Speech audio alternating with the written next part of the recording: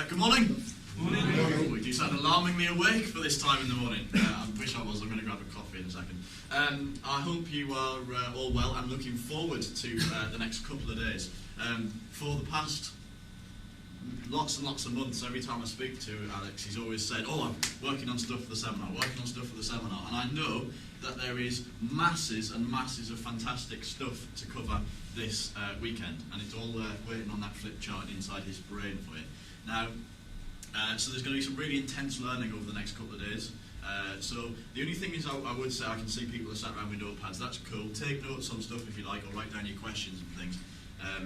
But also, this is obviously being recorded, and so you will at some point get the chance, I'm sure, to be able to look at what you've watched as well. So really try and keep your brains up here and not too much on the notepads if you can. That'd be cool. There's a lot of stuff going around on the internet at the minute about hypnosis, and that's what has led to a lot of the content that's going to be covered this weekend. And I know there's some fantastic solutions that are waiting for you inside this man's brain. So please put your hands together. Actually, let's have a practice clap first, shall we? Let's make sure that everybody's suitably awake for the morning. Everyone, give us a round of applause first.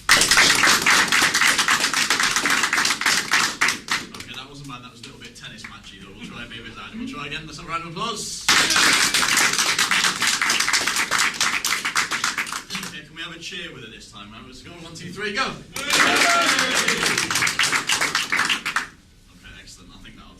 In case you haven't noticed, by the way, I'm not Jonathan Royle. I haven't changed considerably. So please, let's just do what you did. Put your hands together, give us a nice big round of applause, and a cheer and a scream, stamp your feet for Dr. Jonathan Royle.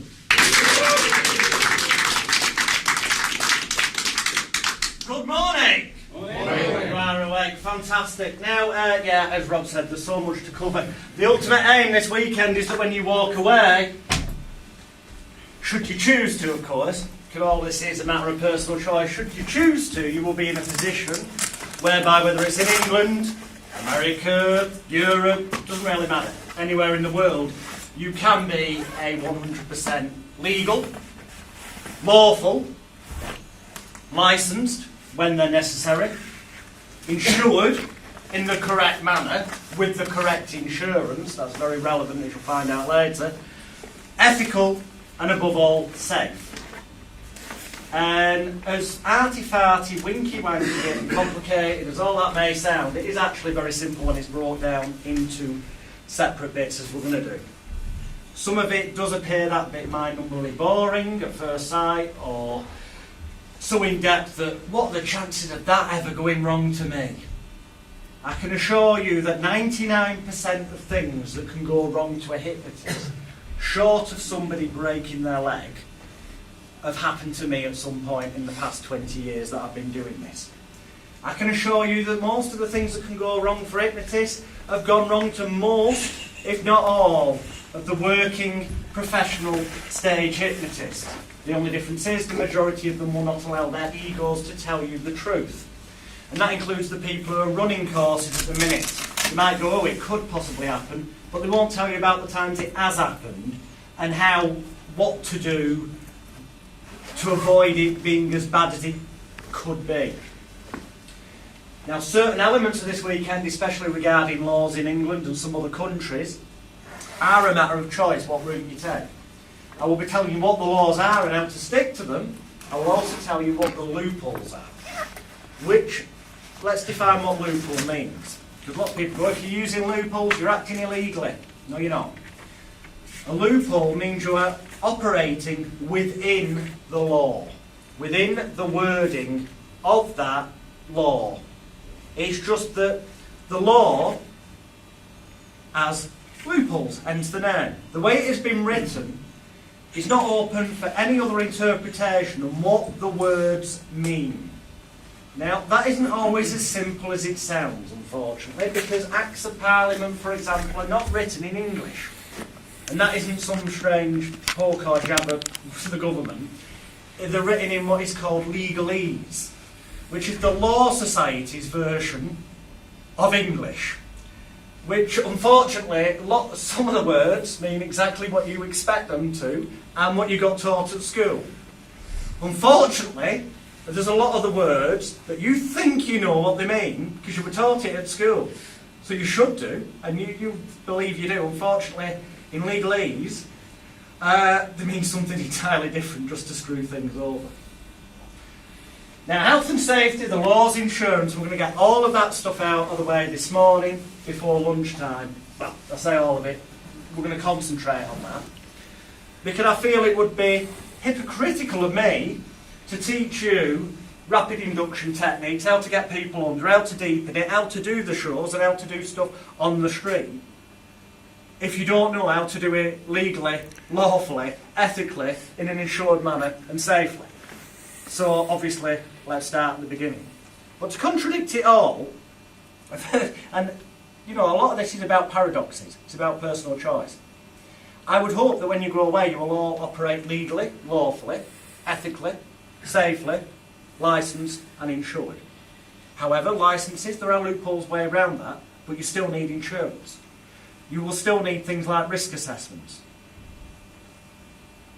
But to knacker it all up, if you get this book, freedom is more than just a 7-letter word. I don't make any money out of this, sadly, because I've been recommending this to everybody. Veronica of the Chapman family is commonly called. Just go on Amazon, it's on there. It's like $8.99. This is the best $8.99 you will ever spend. It's not related to hypnosis, the little tale I'm going to tell you, but basically with the information in here, a friend of mine who genuinely did owe best part of 20 grand, no longer owes that money. They'll never be able to chase him. He's not bankrupt. It won't affect his credit rating. So you'll find it useful in other areas. It's all about common law. And the government won't tell you these things, but if you check this out, I'll go on YouTube, and there's links on the material that you'll take away. There's a guy called John Harris, amongst many other people. And if you search for It's an Illusion, that's the name of the series of videos, and watch them online, it will go into great depth about this. But the one key little bit which I want to read you is this. The 1952 Hypnotism Act, you see, is an Act of Parliament. The Licensing Act 2003 is an Act of Parliament. Pretty much all the laws, England-wise, you've got to follow are Acts of Parliament. People think the government are the be-all and end-all. Now, this is not going to be a political debate. You can go away and look at this if you choose to, as a way to help you operate legally. Because even when you know how to operate legally and apply for licences, there's still some places where they will refuse to grant them. Doesn't matter how good you are, they'll just say, no, we're not granting you a licence. So you've got a choice, either don't do the show, or you tell them to get stuff because you are not a member of their corporation.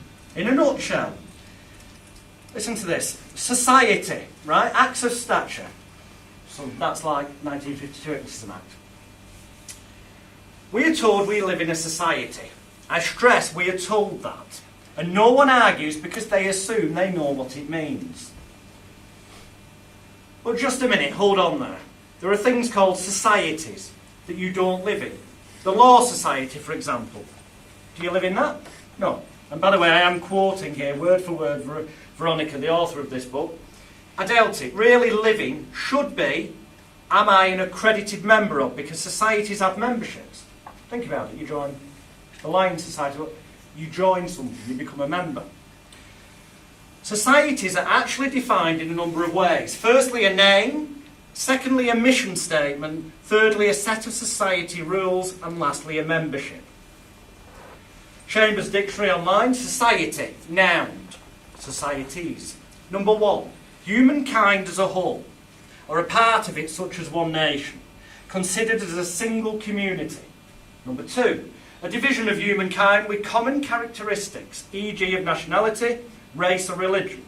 3, an organised group or association meeting to share a common interest or activity, e.g. I'm a member of the local gliding society. Number 4, the rich and fashionable section of the upper class, high society.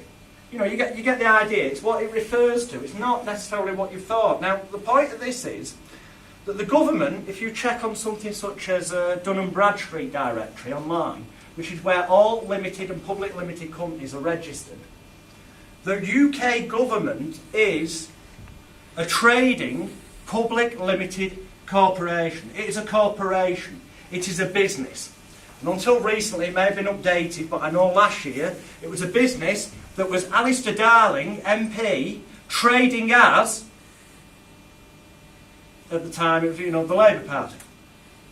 It's a business run to make money.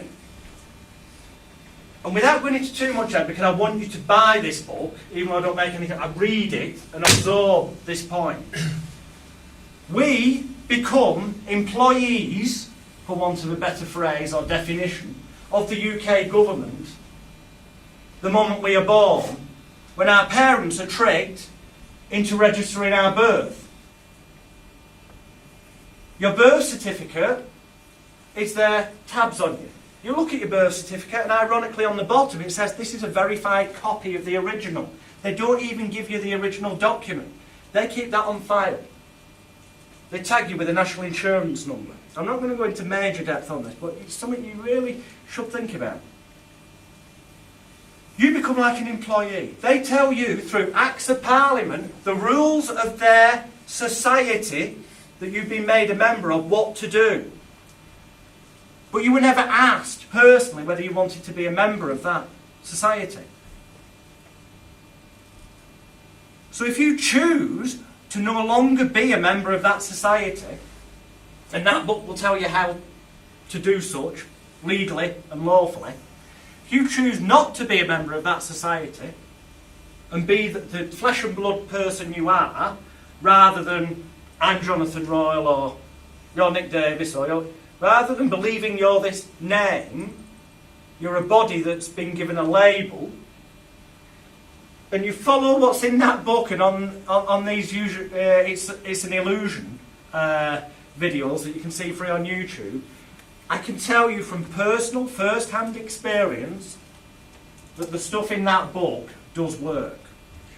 And when you go about it in the right manner, any Act of Parliament does not apply to you. It cannot be enforced in law against you if you have gone about in the right manner, and this concludes everything. I mean, it means not paying your TV licence. You don't need to. They can't enforce it. There's no Act of Parliament can be enforced against you. Unless, and this is the one key thing, unless the element of that Act of Parliament that they are trying to enforce against you abides by the Magna Carta 1215. i.e. common law. Lots of people disagreed with me on this on the internet. However, a number of people who are actually not just hypnotists with an opinion, have actually got law training, confirm that I'm correct in this, and so is the author of the book. Common law overrules Acts of Parliament. Simple as. And what's the key points of common law? Essentially that you shouldn't cause any human being loss, i.e., so that means you shouldn't steal off them. So crime laws, they could enforce, and it's relevant to the Magna Carta. You should not cause anyone harm or damage. So whilst the 1952 Hypnotism Act is essentially, therefore, immediately a farce, if you decide not to be a member of the society, you read that book and go about things in the right manner, arguably it doesn't apply to you. The bits that still apply is common law. And in common law, you should not put yourself or someone else in a position that may cause them loss, harm, or damage. And that means whatever loopholes you use, whether you choose to abide by Acts of Parliament or go down the common law route, the safety of your volunteers, the safety of people in the audience or surrounding you if it's in a street situation, is, however you want to argue it, is your... There's a difference between, because Acts of Parliament are legal matters, this is common law. That's why I say you'll be able to be legal and lawful if you choose to. But being lawful is more important than being legal, because it's common law you've got to think about. And that is why we're going to be covering health and safety, insurance to cover yourself, what to do if people have accidents, in other words, keeping you safe, keeping the volunteers safe, keeping the passers-by on the street safe if it's on the street, or the members of the audience safe. Because believe me, as the weekend goes on, I will tell you some of the monumental cock-ups that have happened to me in my career that, with a bit of thought, could have been so easily avoided. And that's the idea. By the end of this weekend, hopefully you'll be able to avoid it. So, to get things started before we have our morning break, about just before 11:05, I'm going to introduce you to a friend of mine now in a moment. Now, long story cut short, I met Stuart Cassells, aka Harrison, the homosexual hypnotist. More about that when we get onto marketing and having a unique selling proposition. A number of years ago, I was doing a show in a nightclub where, at the time, he was working as a DJ and manager and advising on safety and this, that, and the other. And as he'll tell you himself, he thought it was all whispering to people and saying play along, and then he realised it wasn't, because he was that close and he could hear that I wasn't telling people to play along.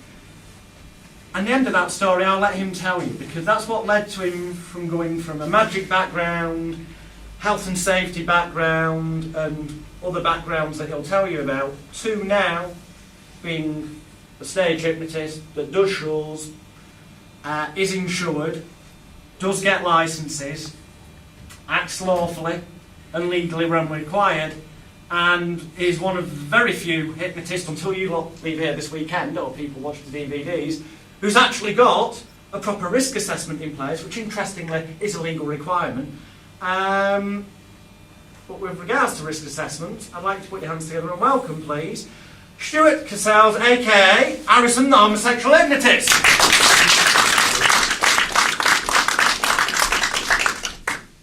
Thank you, Jonathan. Or as I'm going to refer to him from now on, Alex. I've known Alex for a number of years, as he said. First saw him performing in the nightclub that I was working in, and he blew my mind. I was interested in magic for probably about 15, 20 years at the time. And I was just stood there and it was like, wow. Everything that I thought I knew was just out the window. Since then, me and him have become very good friends, and now, after a couple of years of teaching, sitting around chatting about things, I've come up with my own act, and I can only thank Alex for what he's done for me. I am one of only 5 hypnotists in this country that I know of that have a risk assessment. 2 others are in this room. Risk assessments are vitally important. They are a legal requirement, as Alex said. The Health and Safety at Work Act says that anybody employing over 5 people must have a written risk assessment. Straight away, any hypnotist, any hypnotherapist in this room is going to turn around and say, rubbish, I don't employ 5 people. The law also says that there's no difference between a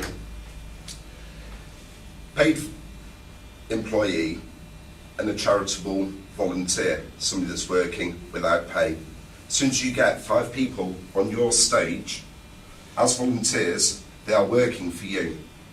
There's no way around it. Therefore, you do need a risk assessment. Now, I could spend the next hour telling you how to conduct a risk assessment. I'm not going to. It's just, there's information on the disc you can take away at the end of the weekend that's going to tell you all that. So, but basically, there are 5 steps to risk assessment. First of all, identify a hazard.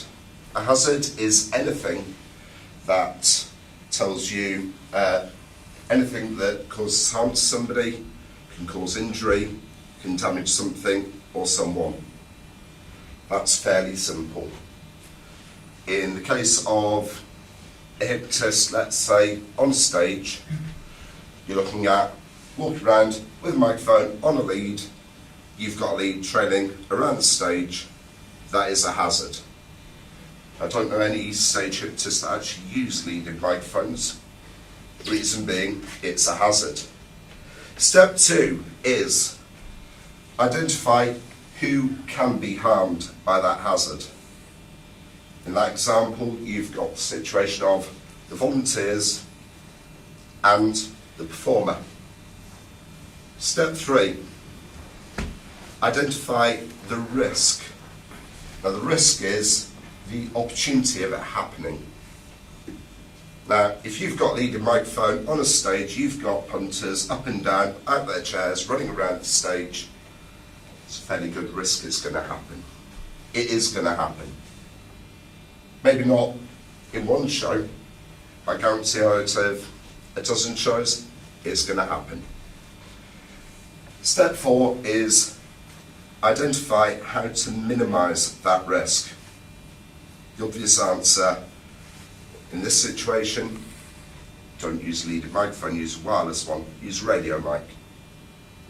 And step 5, write down your findings and review them regularly. That is simply what a risk assessment is. It is that easy.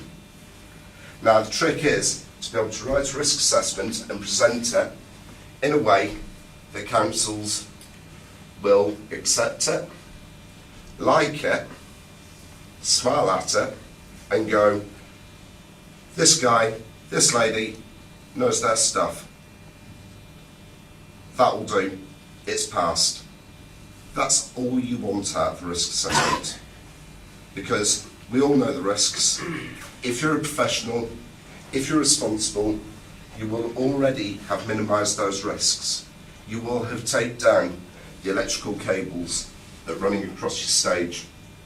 You will have put that white line, or yellow line as the 1952 Hypno Act says, across the front of the stage. That's just common sense, it's responsible, that's what you're going to be doing. Because at the end of the day, your clients are not going to rebook you if you're dangerous or unsafe.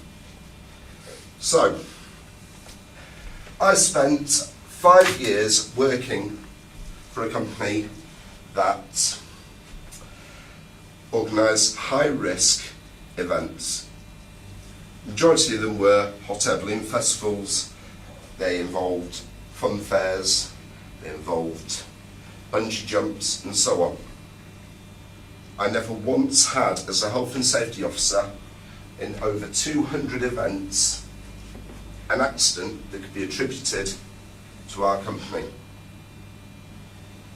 The worst thing we ever had was a lady giving birth on the fun fair next to the hooker dog stall. It's true. That's down to good planning, good management, and I can't take any, credit for the management side, and people who knew what they were doing, how to do it, and making sure that everybody was safe. It was training. That's what your risk assessment really is. It's a training manual. If you go on the internet and have a look, you'll find examples of risk assessments that are tables that have a column for the hazard. You'll find a column for who's at risk. You'll then find the next column, the actual risk itself. Fourth column, how to minimise it, and so on. Forget it. Nobody likes reading tables. I learned that very, very early on when writing risk assessments for the company I work for. My risk assessment doesn't have a single table in. It's completely different to what you're going to read on the HSE website, the examples you might find on other places.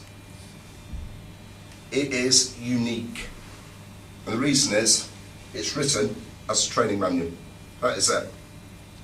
It's completely positive. I've used everything that Alex has taught me as a hypnotist, everything I've read, Moss Learning, Hypnosis. I've pulled all that together on top of my past experience as a health and safety officer, and I've created something completely new.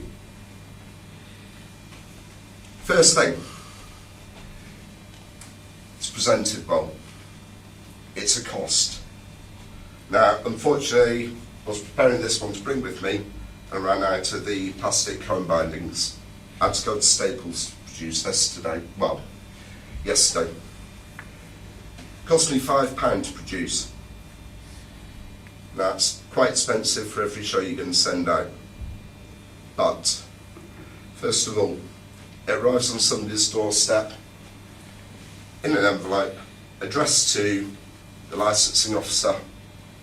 I don't email my risk assessment, I always send a hard copy.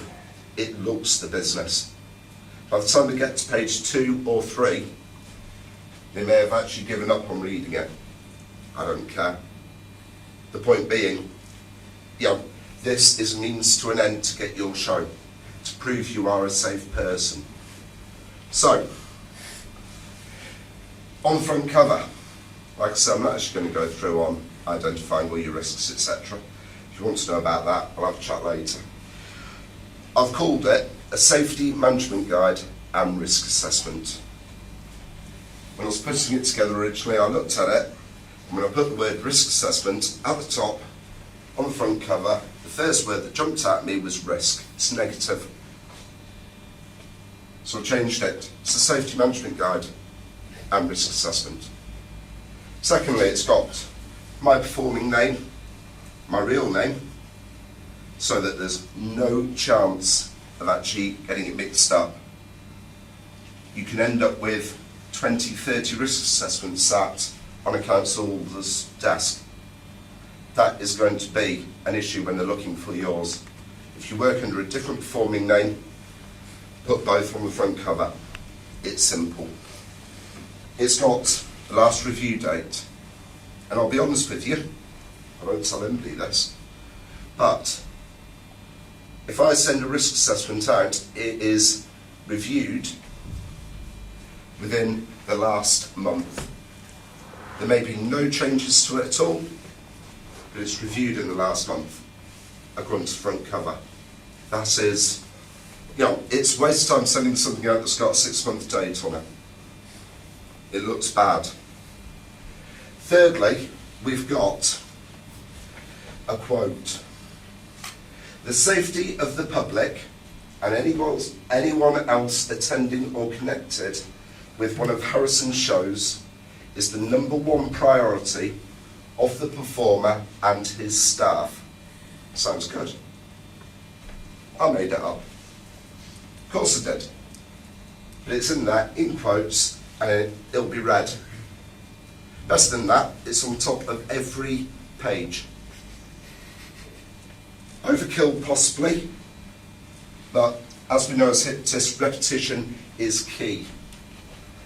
And finally, at the bottom is, with the exception of Appendix 1, the 1952 Hypnotism Act, this entire document is copyrighted to the authors, Stuart Castles and hypnoticconsultants.co.uk, and must not be reproduced or shared with third parties without the author's express written consent.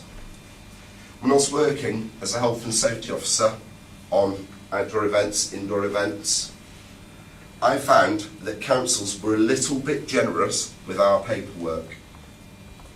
I know for a fact there were 3-4 occasions that at least one council gave out our risk assessment that I'd worked very hard on producing to other organisations that hadn't got a clue how to put a risk assessment together. Now, as an employee of the company, I really didn't care less. I was still getting paid. When I spent my own time putting that together, there is no way that it's getting handed out to another hypnotist, because it will happen. Secondly, it's also got the authors, myself and hypnoticconsultants.co.uk. My domain name. That's it. But it looks good. That's the only reason I registered that domain name. That's it, sorted. I will point out that Hypnotic Consultants has got a hyphen in, just in case somebody else has got a a similar domain name. So, that's front cover. It's produced, it looks good, it's quality paper. As soon as they pick it up out of an envelope, which the envelope's handwritten, it's a white envelope, not a brown envelope, because we are taught from an early age that post is good. From the age of 2, 3, 4, 5, if you get an envelope with your name on, it's special, unless it's a brown envelope. Never send it in a brown envelope, that's negative. That always is associated with bills, money, demands, etc. Going on to the front page, and this is your most important page. The rest of it, you can write whatever you like, within reason. Front page, at the top, or the inside page, at the top has Safety Management Guide and Risk Assessment. My name again. Underneath in different colour, the safety of the public and anyone else connected, attending, blah blah. We've then got the introduction. This is your chance to sell your act. We are performers. We are from a performing background. We're supposed to be good at marketing. Risk assessments aren't supposed to have a sales pitch in. I don't care. I know Alex doesn't care. His risk assessment's got the same. It's got his background in. It's got points of legal disclaimers in that can then be pulled out later if a counsel turns around and goes, but when you accepted the risk assessment, you didn't question that point. One of the first things is the reason for a risk assessment. You all know what that is. Secondly, he explains that I appreciate that the Health and Safety at Work Act does not need a risk assessment for a hypnotist. I then go and contradict myself and say, yes it does. And that is a valid point. Anybody reading that will actually start at the top of that paragraph and say, you don't need a risk assessment. You're right, this guy knows his stuff. But he's a responsible, professional individual. He is safe and he is doing everything over and above what is needed. Makes you look good. Then we've got a reference to sources that have been consulted. The first thing I've mentioned is the Health and Safety Executive's website with a footnote. We'll come to footnotes in a minute. We've then got the 1952 Hypnotism Act and subsequent amendments, Home Office guidelines, as detailed in the appendix. Anybody that gets this will already know about the 1952 Hypno Act. But I made it easy for them. Rather than time to search for it, it's in the back of the document. It's not laid out quite as easy to read as everything else in the document, but it's in the back of the document. And then I mention the HSE's Purple Guide. It's no longer in print. Good news is there's a PDF of it that is in the public domain, available on your bonus disc this weekend. Take some time and read it. It is based on outdoor music events as a rule. There's a hell of a lot of stuff in there that details the laws, recommendations, and so on. How to be safe putting an event on. It's an absolutely brilliant read if you're into that sort of thing. Finally, we've got a note about the 1952 Hypno Act itself. Whilst it's recognised that the 1952 Hypnotism Act has several reviews, alterations and Home Office guidelines attached, it is also subject to parts of the 2003 Licensing Act. I knew I should have brought my glasses. For the purposes of this document, and for the benefit of the reader, these laws and guidelines will simply be referred to from this point collectively as the 1952 Act.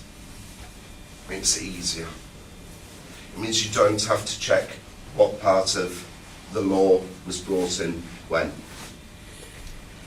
Then I've got basically my qualifications as a health and safety officer in the past, running licensed venues, the sort of venues that I will be working in as far as these people are concerned, and finally as a hypnotist.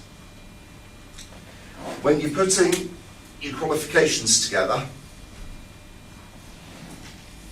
be creative with outline.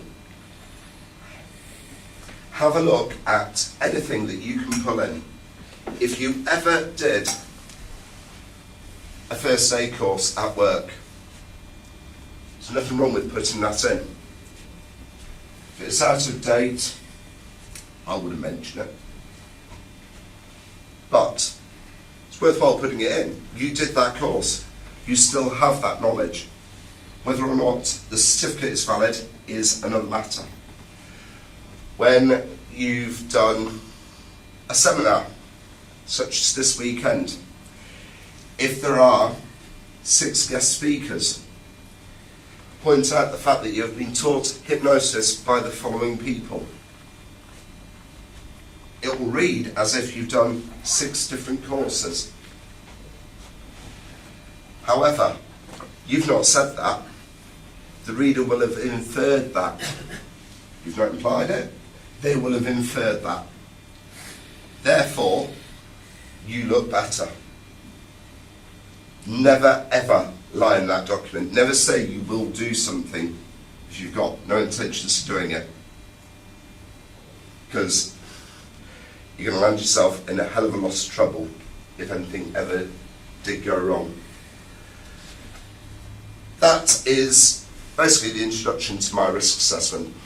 It details my experience as a health and safety officer. It details my training as a hypnotist. And another point, if you're an experienced stage hypnotist and you have over 100 shows under your belt, put it in the document. If you haven't got 100 shows under your belt, don't mention it. Anything under 100 is going to read as a negative. You know, if you don't mention negatives, it's good. Putting your risk assessment together on the subject of negatives is the most depressing thing you will ever do.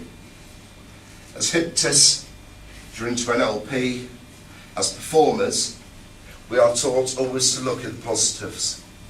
You are going to take your act and you're going to dissect it and you're going to look for the worst case scenario. And it is a depressing feeling. You are literally looking for what could go wrong. The good news is you've only got to do it once. And that's it, over and done with. I spent 5 years looking at worst case scenarios. The money was good. The job was shit. It really was. Sat in an office going, if that hot air balloon went on fire with 20,000 people on that event, what could go wrong? How many people are we looking at for injuries? What we're looking at? It's not a good feeling. You've only got to do it once and then periodically review your document. The good news is that when you're actually writing your document as a training manual, not as a set of tables, you can write it as positively as you can. Use all that positivity that you've been trained by and put it into that document. You don't mention the fact that cables, microphone cables, could cause trips, therefore I don't use a microphone cable or a cable microphone. you actually mention the fact that I use a wireless microphone, a radio mic, because it's safer. It eliminates the risk of trips. It's a little bit more positive. If you go down the HSE's route, everybody else's route of writing a document, you are going to be pointing out the negatives, then pointing out the fact that there are individuals that can be injured, then looking at ways of minimising that risk and the hazard, then finally looking for the final solution. First of all, they're reading a negative. Yeah, it's getting positive. But it's up to you. Write it the way that the councils expect to see it. But I guarantee they'll be on the phone. They'll be asking, what if you haven't covered this? The people working, have we got anybody that works for councils, by the way? Good. The people that work for councils are pessimistic by nature. They're in a boring job. They get the same requests every day, and they are paid to earn their money. Anybody that's worked in the pub industry, and I know we've got 2 people in today that have as managers. Anybody that's worked in anything relating to health and safety or has had any involvement with the health and safety will know that council officers have to prove that they've earned their money for that day. On a visit, they will come away and they will turn around and say, either on the day or afterwards, by email, by telephone, but you didn't cover that. It doesn't matter how comprehensive your document is, how well you are doing your job, they have got to prove that they're earning their money. They're a set of, I won't say, yeah, well, they're a set of bastards. They are. You know what I mean, don't you? You've had dealings with them. If you've got a menu in your pub, they will turn around and go, everything's great. The kitchen's clean, the pub's clean, everything's safe. On your menu, when you list scampi, you don't actually mention the fact it's reformed. Change your menu. They will find something because they've got to. However, the good news is council workers, as a rule, know nothing about hypnotism. They know a lot more about health and safety, about risk assessments. They know nothing about hypnotism apart from what they've read in the press, apart from what they've seen on TV, which is normally limited to Kenny Craig out of Little Britain. So, if you can keep them on side, if you can keep them happy and create a document that is a pleasure to read, so it's not on a screen, it's never emailed. If they ask for an email version, turn around and say, I'd rather post it to you, and you'll see why. Spend the £5 at Staples to have it wire bound or spiral bound, comb bound, or better still, spend the £40 at Staples to get yourself a machine and do it yourself. That's what I do. Just make sure you've actually got the bindings in stock in your office.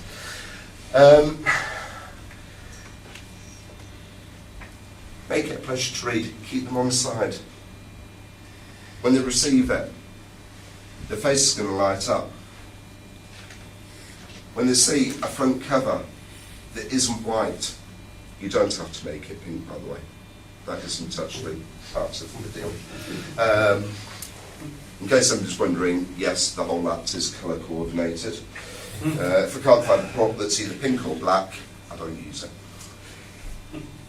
Make it stand out so that when it's on a desk, piled up with all the other paperwork that they've been given, all the printouts from the office manager with directions on how to improve their job. It's going to stand out. Nice envelope, quality paper. Make it so that when they open it up, when they actually receive the envelope, there's an air of mystery, expectation, and you're going to end up with them on your side. When you write it in a simple to read format. There is nothing technical in here at all. I refer to the people on stage as volunteers all the way through the document. I don't ever refer to hypnotic subjects. Subjects is a negative. If you're a subject, you are subjected to something. It's not good. I refer to the performing area, the stage, the venue, the sort of things that the people are used to. I don't go into technical terms about anything that these people have to go, put the document down and Google it. It's got to be simple as possible and a pleasure to read.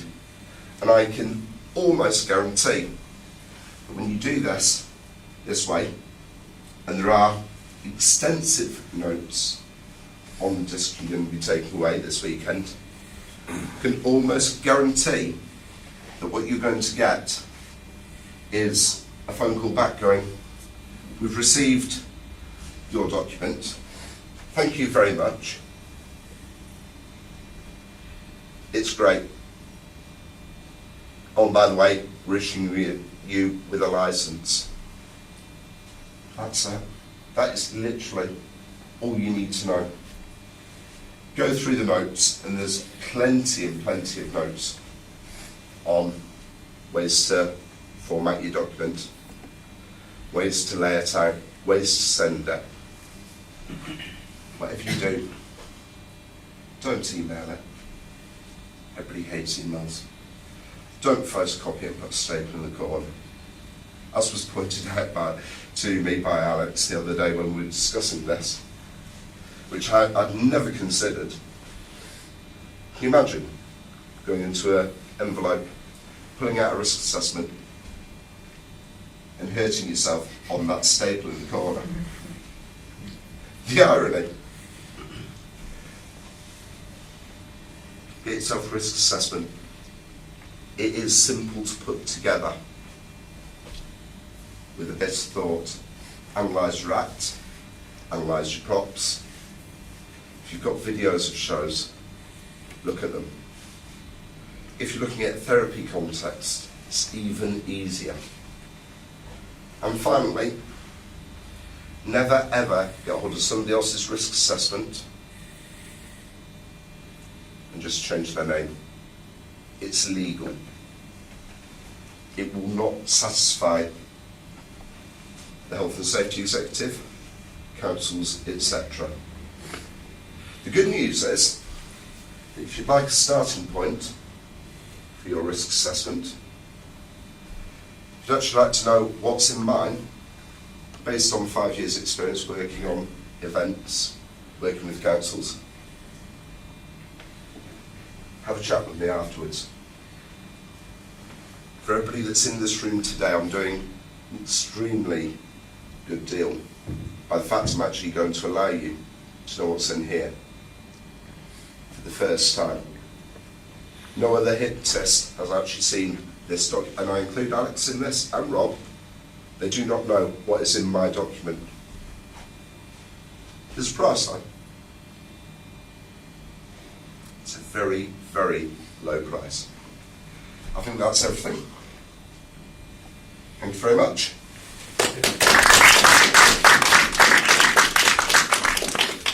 Just to bring us up, we've only got about 10 minutes before the break.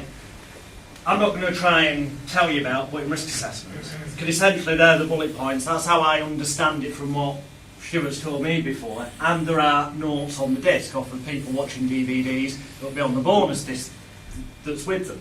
And there are examples of how other people have laid them out, albeit the examples that are out there in the public domain are not laid out as well as the way Stuart's just explained to you. Yes, there is that argument that you don't necessarily need a risk assessment, but there's the argument that you do because these people become unpaid workers as such. It's arguable in law. So it is better to be on the safe side, is it not? And have one. But it's more important than that, especially in England. Incidentally, risk assessments apply worldwide. If you go on the internet, you'll see that in America, for example, some venues will not book acts without them having a risk assessment. So this is not just, although a lot of this we're talking about England, because that's where, our particular experience is. 99.9% of what we're covering this weekend, certainly when we get onto inductions and stuff, they apply anywhere in the world because people are people. But in terms of laws, licensing, ethical stuff, it will apply worldwide, and if it doesn't already, I can stake my life on it, it will at some point. Because history, if you look at it, shows us, more often than not, especially places like America, eventually adopt, and if they bring in new laws, they tend to base them on what has happened in England previously. So be ahead of the game. It's easier to have these things in place. More importantly is you will see on the bonus disc that you will take away, and the reason I'm just, not that I'm being flippant by saying look at the bonus disc, it's just that I could fill up the next 2 days just reading you every reply that I've had from the legal enforcement units of UK licensing districts of the councils. I contacted all 450 odd of them individually with various questions, asking them what they thought about illegal, unlicensed, uninsured, stage, and more importantly, this is why I did it, street hypnotists. I got replies, albeit not from all of them, but I did get replies from over, let's do the maths on this, nearly a third of them. So it took me forever to go through them. But the bullet points of what came back is this. Some licensing districts in England will not grant you a licence to perform your hypnosis show unless you provide a risk assessment.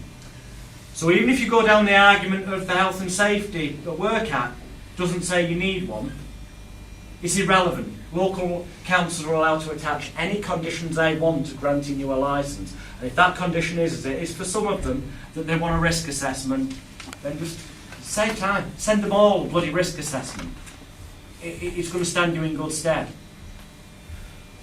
A large number of, well, basically all council districts, without fail, their response was that you must have the correct public liability insurance in place that covers you in the correct manner. You will know by the end of today where to get that from, cheaper than anyone else knows where to get it from. And not just for England, by the way. If people are watching this in America, there's going to be sources for getting your insurance cheaper in America. This all does apply worldwide. A large number of UK council districts have categorically said, as you will see on the disc, their email replies, you will see what I've sent to them, word for word, and what they've replied. So you see it in context. Not just a reply, but exactly what they replied to. A large number of them have categorically stated they would not, under any circumstances, grant a licence for someone to do hypnosis on the street in their locality. To be honest, I'm inclined to agree with them, because ultimately it's way more risky and dangerous. We'll cover more about how to do it safely later. A large number of UK council districts have categorically stated, in fact the vast majority of them have categorically stated that in the opinion of their legal department, the way the 1952 Hypnotism Act and subsequent amendments is worded, that you do need a licence for any demonstration, any performance. Well, the word here, let's go with the word performance, clearly is a hypnosis show, say in a venue. But any demonstration of hypnosis, and it does clearly state in the 1952 Hypnotism Act, despite what a lot of people on the internet trying to say I'm talking out of my backside seem to have missed, is that it says that is relevant whether there's payment or otherwise. It doesn't matter whether you're getting paid to do a show, which is quite clearly a show, or if you're apparently just impromptu walking down the street and go, "Hi, I'm a hypnotist, would you like to be hypnotised?" Alright, you're not getting paid, but it clearly states in the 52 Act, when it is read in the manner it's written, that, you still need the bloody licence. So you will see arguments galore on the internet that you do not need a licence to do street hypnosis. But you do. Unless, of course, you use some of the loopholes that I'll cover later. But the one thing you definitely do need, going off on one, is insurance. To not have insurance, aside from you leaving yourself open to ending up bankrupt if someone decides to make a no-win, no-claim bullshit claim against you, which it probably will be a complete bullshit claim against you, as long as you put into place the stuff we'll be covering this weekend, because there'll be nothing that can really ever enforce a case against you as long as you've got your risk assessment in place, as long as you actually do the things you put in your risk assessment, as long as you make sure nobody can trip over. There'll be nothing that can really get you on. As long as you're sure and you've done everything within your power to reasonably avoid things, that is what the law states. Because to not do is negligence. And that is the crux of the matter in terms of whether it's a stage show, it's more clear. But street hypnosis, you can argue all day long, as many people do on the internet, that I'm just talking to somebody on the street. I've gone in, it's even worse, they go in a pub and they do it and they say, "Oh, it's fine, I'm not doing a show." And no, nobody was watching. Well, no, but even that one-to-one interaction is requiring a licence, because it is in public and people could potentially watch or become involved in the risk. Someone might misunderstand what's going on if you suddenly make them do something at the table like this and think that a fight's going to break out, or, people misunderstand things. Far more normal everyday things, of course, fights in pubs or on the street than someone doing weird with their eyes closed, whatever.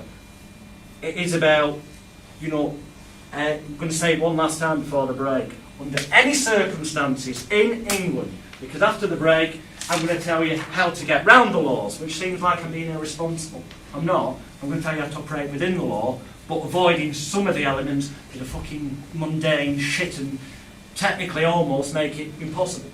Because essentially, there are some licensing districts that will not grant a licence to hypnotists, full stop. They've categorically stated it, the details are on the disc. And that's not just street hypnotists. They've said they wouldn't ever grant them for stage hypnotists. Now, you can take them to court and you can appeal against that decision, but it costs a lot of time and money. Yes, you would win, because I know Paul McKenna's taken counsel to court before to get licences granted. However, it will cost a lot of money, a lot of wasted time and effort. A lot easier, look on the disc, find out whether the area will grant a licence.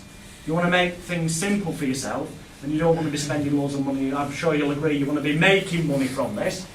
Or if you're doing street hypnosis, apparently you don't want to make money from it. I don't know what that's all about, but actually I will be teaching you how to make money from doing legal and safe street hypnosis when we come back after the quick 5-minute break. So I'll see you 5 minutes time, toilet trip, back in here, 5 minutes please.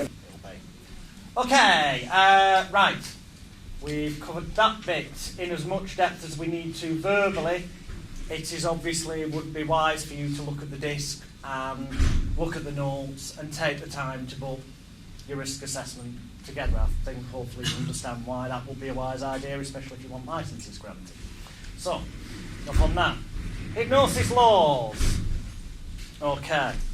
I'm not going to dissect every single section of the 1952 Hypnotism Act, 1989 government guidelines, 1995 government review and 1996 updated guidelines. I'm not going to dissect every section of the Licensing Act 2003 or any of the other totally unrelated to hypnosis laws that still apply to you as an entertainer or when you're working with the public, because we'd be here for weeks and weeks. You don't need to know all of the bits. There are just certain bits that you need to know, which are as follows. Let's work on the basis that you are going to apply for your licence. I'll come to how to perform legally and lawfully without one later. but let's assume you're actually going to apply for it. So you're going to get the application form. Well, firstly, you contact the local licensing authority for the area where the show is. Now, if you use the resource disc from this event and go on there, there's actually a link that will take you on there, and it gives you the contact details for every licensing district anywhere in England, Wales, Scotland, Ireland. It's got their address, telephone numbers for the licensing department, email address, website. You don't need to spend hours on the internet. It's all there for you. And you're going to know where the show is logically because you'll have a contract. Contract is something we'll cover later. So you're going to contact them and say, I'm doing a show at such and such a place on such and such a date. I need an application for a licence. Some of them call it. Some of them call it a permission to perform under the 1952 Hypnotism Act. Some of them will go, oh, we've not heard about that. But you do need something under the Licensing Act 2003. That's because it's been mentioned in that. Don't need to worry about those technicalities. The point is you need to apply for the licence unless you're going to be using loopholes like we cover later. You will then get sent an application form. And it asks you several things, key things. Your real name, your stage name, which are quite often different if you're a performer. You must put them both down. Your address, your contact details. This is A, so you can check out your real, and B, so that if, God forbid, something was to go wrong, or they need to enforce the fact that you've broken something, within the Act, that they know how to get hold of you. So they will check that out, that you're on the electoral roll, what have you. They will ask you for details. This will vary. Councils can vary it from place to place, but on average, they will ask you for details of your last 3 performances, i.e. the name of the venue, the contact details of the venue. Question marks to remind me, because that's a bit of a stumbling block when you're starting out. Because when you're starting out, you haven't done 3 venues before. And if you have, the chances are that you didn't apply for a licence for them. And you don't want to be writing down venues on the form that you didn't apply for a licence for, because obviously they're going to check this out and contact probably the local council district, that area. And if your name doesn't come on the list as having had a licence for that venue on the date that you said you did it, do you honestly think that they're going to grant you a licence for their area? Are they buggery? So, it's about this being easily checked. Well, it's common sense, a lot of it, but we'll come to how you get round that little bit, because it's very important, in a minute. The key things of the hypnosis laws, whichever elements you want to cover them. And it doesn't matter if you're watching these DVDs and you're in America, Australia, lots of this still applies, and even the bits that don't, e.g., a key one is, you're not supposed to do full body catalepsy. What this is hypnotising somebody, making the body stiff and rigid, putting their ankles on the back of one chair, the neck, shoulder areas on the other, and standing on them. Looks very impressive. It's prohibited by the 1952 Hypnotism Act. Or rather, the amendments attached to it. It's prohibited. You're not meant to do it. I've been known to do that as the showstopper at the end of my show for years. That's because for years I've never applied for a licence to perform, because I've chosen to use the loopholes in the law, which is something I'll come to later. But I've still had insurance, I may add, and I've still, as I do now, had a risk assessment, so although we're wangling things a bit, we're still making sure that we're not being negligent. Okay. So, you technically shouldn't do catalepsy, but in places like America, it is allowed. There's nothing, perhaps in some states there may be, but because in some states in America, you're not supposed to do hypnosis shows full stop. But the same loopholes that allow you to perform without a licence in England will work in those places, pretty much anywhere in the world where they say hypnosis shows are not allowed. So this product is, if you've got your hands on it and you're watching it and thinking, why is this relevant to me in whatever country you live in? It's relevant because you might end up working somewhere where they say hypnosis is not allowed, as I am doing in September in Sweden, where it says stage hypnosis illegal. Well, some people say that's what it says, and then some government departments out there have got things on their site saying that, well, you can apply for a permission to perform, but we don't tend to grant it unless you're like a registered hypnotherapist, as in registered in Sweden, which clearly I'm not. But I'll be using the loopholes in the law that you'll learn later. Okay. You're not supposed to do things like sticking needles through somebody's body. Think about it. It's common sense, really, why they put these things in, because there are potential health hazards and risks. A lot of it is common sense, but that is what is stated. You're not supposed to do any sketch that involves age regression. Now, I'll clarify this. The Hypnotism Act, the amendments, the first set, just made reference, but it wasn't really something that wasn't allowed as such. But after they did the government review, after a guy called Phil Damon got took to court and lost the case because a woman alleged that when he hypnotised her and made her act like a young child, that the age of 8 or 6, whichever it was that he suggested to her, was the age that she was getting sexually abused by her uncle, and that this triggered off these memories, and she'd never been the same since. And anyway, he lost the case. The fact that if he submitted an appeal correctly, he would probably have won, is sadly immaterial, because there is an act of precedent that the UK hypnotist has lost a case against them, which makes it more likely that someone else would lose if you did a similar thing. But after the review, they clarified it by stating you're not supposed to do any routine that involves age regression where the person believes that they're genuinely being regressed.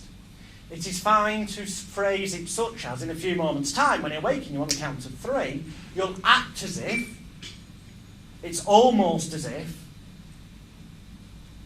you'll feel like you're almost like you're back to being 6 years of age, and you'll act like that, but it won't bother you, worry you, or concern you in any way. And it's not real. It's purely imaginary. You can say that because you're giving them the suggestions, and then, according to the updates, that is fine. Now, I'm not going to get into the debate of, well, fuck me, if the person's that suggestible that phrasing it one way could trigger off memories from the past, then surely doing it that way could still do the same. Could arguably, it could. But to the letter of the law, you are allowed to do it in that kind of manner where it's clear that you're not doing it for real. Personally, it is very rare that I ever use what gets referred to as the school sketch. It's generally naughty school kids. Very rare that I ever use it simply for the reason that you don't know enough about those people on the stage to know what shit's gone on in their life and in the back of their mind.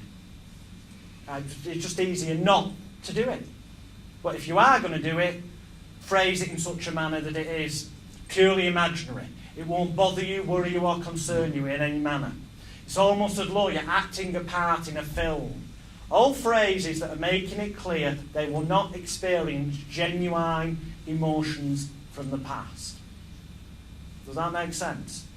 And that applies to any routine. It's just that in the laws they make particular reference to, I keep using the word laws and I say guidelines. This is actually part of the guidelines.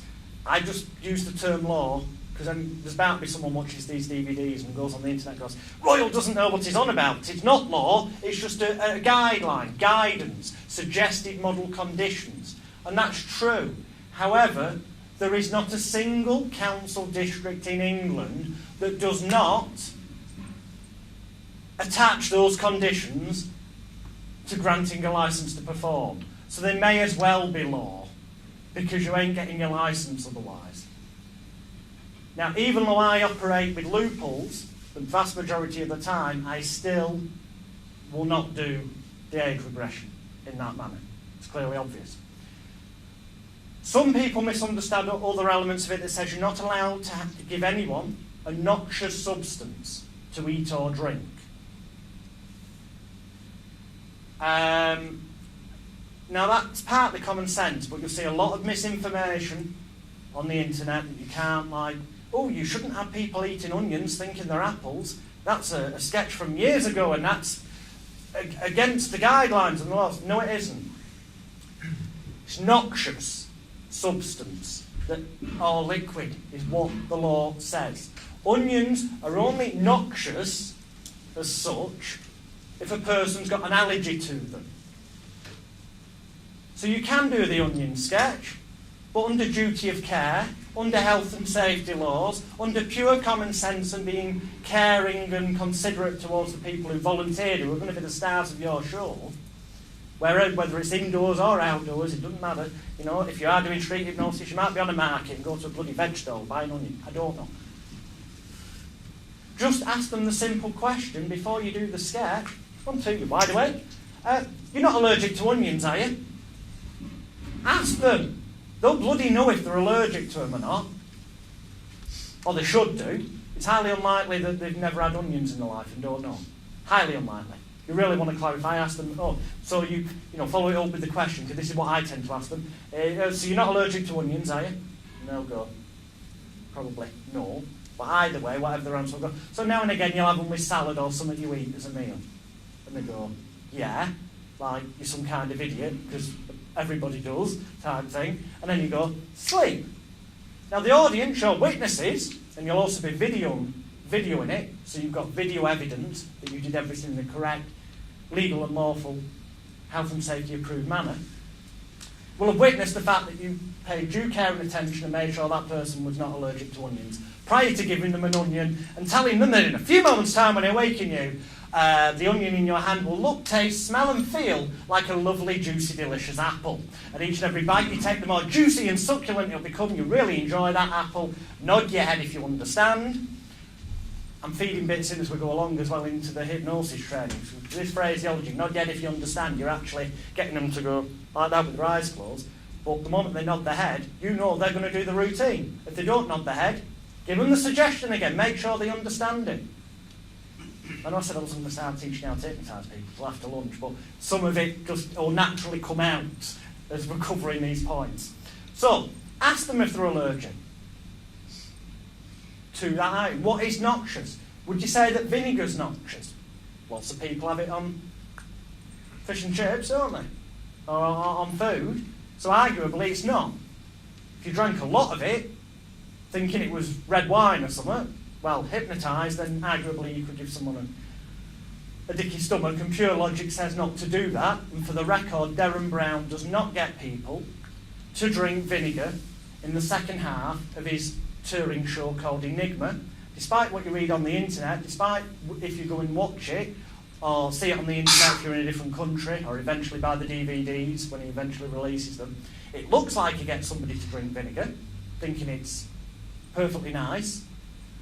And sure enough, he's already opened the vinegar bottle and sprinkled some out on the hand and got them to go, yeah, that's vinegar. And you can see it's a vinegar bottle. It's just then he unscrews the lid, you see, and he gives them the bottle to drink. And everyone's like, ooh, they really must be in this strange mind space. They say that and they don't say, oh, they really must be hypnotised, because Derren doesn't use the word hypnosis. Probably because that's one of the best loopholes that means you don't need a licence from the local licensing authority, which probably explains why he's done shows in area where the licensing authority say they won't grant a licence for hypnotists, if you think about it. And I'm sure Derren knows far better than me from his training as, in law, because I do believe he was trained to the level of a barrister before he got into all the mind stuff. And I'm pretty damn sure, remind me to come into your bedroom and ruin your performance sometime. Yes. I'm pretty damn sure that with his knowledge, background and training, that he's certain that this will stand up in court if it came to it, you know. Don't know that for a fact, but I think it's pretty good common sense and logic there. Indeed. For the benefit of the DVDs, they're emptying bottles outside, hopefully in a safe manner. But when the lid gets unscrewed and they start drinking it, what's in that bottle is not vinegar. It's probably some kind of bloody coloured cordial drink, fruit drink that looks a bit like vinegar. The lid, when it unscrews and comes off, it's got like, let's say, like a capsule or a thimble. It had a bit of vinegar in it, but as it's unscrewed and taken off, so comes with it this section that had the vinegar in. There is no vinegar in what they end up drinking. So I can assure you that is the case. So despite what you may read on the internet, Darren is not breaking any of the guidelines, which he wouldn't be anyway because he's not hypnotising people, is he? So a lot of it, as you're fast hopefully realising, is pure common sense. Unfortunately, common sense isn't that bloody common. And you've only got to look on things like YouTube and type in the phrase street hypnotist or stage hypnotist. It's not just street hypnotists that seem to, be a can short of the six-pack when it comes to common sense of what's safe or what isn't. There's a lot of videos of stage hypnotists as well. One of them, there's a link on the disc, a guy who gets somebody on stage who's in a wheelchair, and they start doing a horse racing type routine, and the guy in the wheelchair just gets like that because he's in his horse, and the wheelchair goes off stage, falls off from out into the audience onto them. How could he possibly not think that there could be a danger of someone in a wheelchair with that routine when he says, get ready to ride your horses? It could have been so easily avoided. Either A, don't get the cripple up. Whoa, that'll cause controversy on the internet. But either A, don't in that situation. Or B, make sure he's got his frigging brake apply. Yeah? Ask someone in the audience to go and get one of the door wedges, door stops, from behind the door or the bar and wedge it under his wheel. A few seconds of thought, planning and attention would have avoided that. You may be laughing, but the video's there on YouTube and it's also on the Facebook group Protect the Industry from Illegal Street Hypnotists. It doesn't matter where you are in the world, you can access that on Facebook. So it's sadly about common sense. It's just not that bloody common. I've seen videos of people on the street taking it onto the street now. There's a pavement. We'll say this is the road where the chairs are, right? And this is the pavement. And the shops here where these chairs are. They are stood this close to the frigging pavement, hypnotised a bit, telling them, in fairness to them, they do say when I say sleep, you'll be able to stiffen, you'll be able to stand. But, sometimes people mishear things. It can happen. All it would take is for that person to react so responsively that they go flop into the road, and even if they avoided a potential car coming from nowhere and an accident, the person could land in such a manner that the leg's partly on, partly off, break the leg. And just because this hasn't happened to them yet, there's so many people on the thing going, well, it doesn't matter. They're putting these videos up, it's the evidence of them being irresponsible. All they needed to do, if they were going to operate without a licence and without insurance, which they shouldn't, is get that person to move, that far, so that they're not possibly going to fall into the road. Some of it is so blatantly obvious that it is common sense. But you've got to be aware of that. Sit down, think about it in advance, like Stuart, Harrison, Colin, what you will, said. It doesn't matter whether it's on stage, street, impromptu, a planned performance. Think through what the fuck can go wrong. And just because it hasn't gone wrong for you, or you're not aware of it having gone wrong for somebody else, the chances are it will have gone wrong for somebody else. But 99% of the hypnotists I've ever encountered, whether stage or street, are not honest enough to admit to you that things have gone wrong.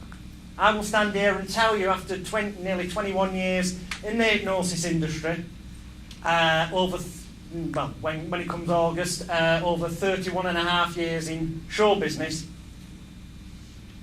that things have gone wrong for me, and they still do from time to time. And I'm under no illusions that they will again at some point. It's impossible to eliminate or plan for everything, but some of the things are so blindingly obvious. If you're on stage, make sure that the chairs are solid, that the leg's not loose and going to snap off if somebody starts jumping around in them, horse racing. Slowly the wood's going to crack. Make sure, stand on them in advance. Make sure they're sturdy. Again, it's common sense. If you're on the street, if you were to be doing street hypnosis, choose an area, not near the, even better than taking them away from the road and near it. Choose somewhere like in the middle of a shopping concourse, where there's no traffic coming from anywhere. Think things through.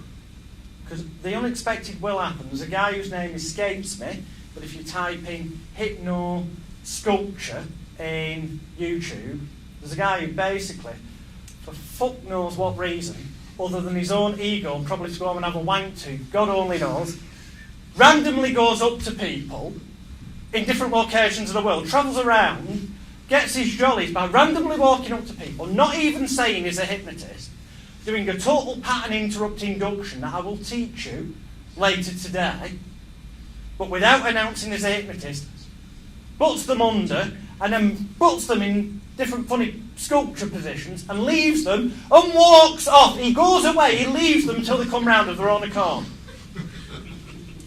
Now, I'm sorry, on no logical level in my world, or am I just screwed up in the head, is that ethical? And on no logical level, is it safe? He actually walks off and leaves them. And he's generally speaking, you can tell, filmed from a distance. So when they eventually come round and look confused, like, what's happened to me? Why am I stood here like that? And they go, and realise this other guy that they saw a few months ago isn't there. And then, because I'm guessing, I could be wrong. Perhaps he does go back to them afterwards, follow them. I don't get that impression from what I've seen and heard, but perhaps he does track them down and go, oh, and by the way, can I have a consent form to legally book the video footage I've taken of you, without you knowing, without your consent up front. On any level, this is criminal assault. Fuck the hypnosis laws, this is criminal assault and defined as such in pretty much any law in the world. It doesn't matter whether you're in England or whatever. So it really does do my bouncing that, you know, you'll see all this shit on the internet. Oh, what we're doing is okay and it's legal. Oh, you know. Under any level, that is assault. Okay. So, you need to put down, we'll go back to those 3 venues you need to put down to get your licence granted. Now, in some countries, as we've said, such as Sweden, there's also an application process. They probably, I've not seen the form, they probably ask similar types of things. It would be logical to do so. More often than not, other countries' laws follow suit with ours and the procedures. If you've done 3 shows before with a licence, obviously, pure common sense, that's what you're going to put down, isn't it? Names, days, places. If you haven't, what are you going to do? Well, you've got one of 3 choices. Choice A, do the show without a licence, but within the law, as I will explain later, using the loopholes. Number 2,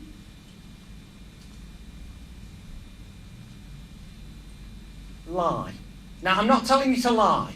It would be unethical of me to do so, and illegal of me to do so, negligent of me to do so. I'm just saying what some people might choose to do. Obviously, I would never condone anyone to do what you may choose to do at some point. Now, by lie, I mean, obviously, they can check up on venues, dates and places in England, whether you had a licence. They're going to find it very difficult to check up if you did a show abroad. But they could still check out the venue. So I suggest,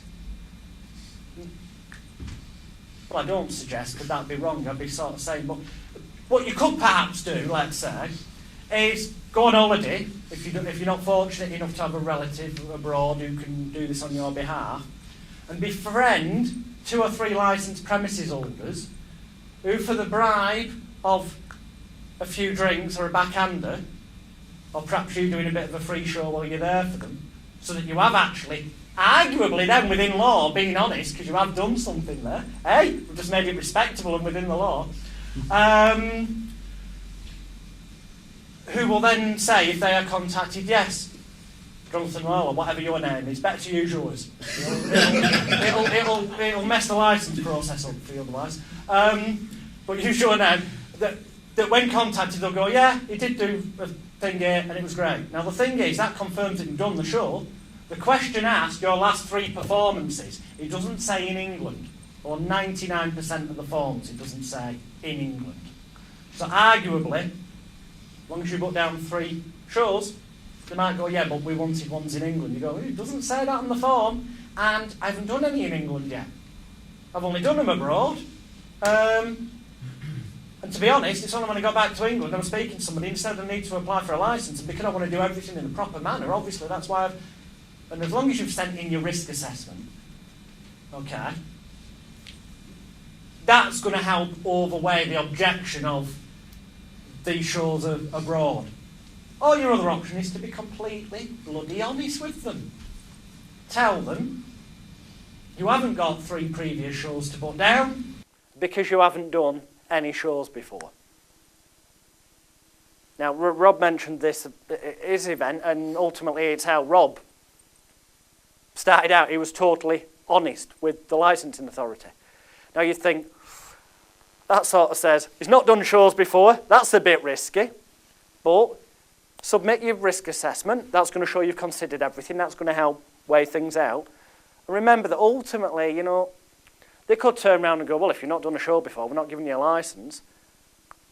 But if you're a member of something like Equity, which we'll cover about later, or in America, I've forgotten the name of their version of it. But anyway, it's the Entertainment Showbiz Trade Union. Each country's pretty much got their own version. Their legal department, we argue the toss for you and point out, you know, everyone has to start somewhere. You're not born having done your first hypnosis show. So you've got a choice. I'm not saying that having done 3 shows abroad, or claiming to, is perhaps the easiest. I'm not saying that at all, because that would be wrong with me. But I believe that it works very well, from what I, shall we say, discovered many years ago. Yes, that's another admission. Basically, that's what I did years ago. It will work. There are ways round it. But don't, whatever you do, be the numpty, and I'm not going to mention names on this one because it's very embarrassing for the individual, who actually just put down the names of 3 venues that he knew the landlord in, fine, and the landlord said if contacted he'd say that he'd done a show there, fine, you'd think he's covered it all for when, but he never applied for a licence. And as it happens, they did grant him a licence in the end, and it was very, very lucky that the landlords did not get more shit than they did. Because obviously, when the landlord goes, yes, he did do a show here, the landlord suddenly has broken, because this was quite recent this happened, the Licensing Act 2003, and the condition that hypnosis requires the licence under the 52 Act to be granted because it's not covered by the Licensing Act 2003. And as a result, for admitting that they'd had a hypnosis show on in the incorrect manner, could have faced a £20,000 fine and or 6 months in prison and lost their premises licence, thus their livelihood. So it's not just about the laws and ethics of how it applies to you as the hypnotist and how you should be treating your subjects. If you want to make money out of this and have a career, the last thing you want is some landlord losing the licence or get in trouble with the licensing authority or getting a fine, and places have been fined. They may not as yet have occurred because of a hypnosis show going on, but places that have had, for example, strippers on without a striptease licence in an area where it's required have had enforcement taken on them. Fines. It will happen. So, although obviously the other way around that is not to hypnotise people and use the loopholes in the law, which we are indeed leading up to. Any other key points of the laws in England? See, in America, if you go abroad to different countries, for example, because I need to... All the common sense elements of this still apply anywhere in the world, frankly. I think it's pretty obvious. But some finer points of the law may not apply in America, or Germany, or, you know, things can be different. The vast majority is the same. But some states, full states, one state being as big as the whole of England, in America, say hypnosis not at all allowed, no stage shows whatsoever. So it would be wise, if you were thinking of perhaps booking your own world tour or going and trying to get work abroad, it would be wise to do a bit of research and check whether hypnosis is legal in that place.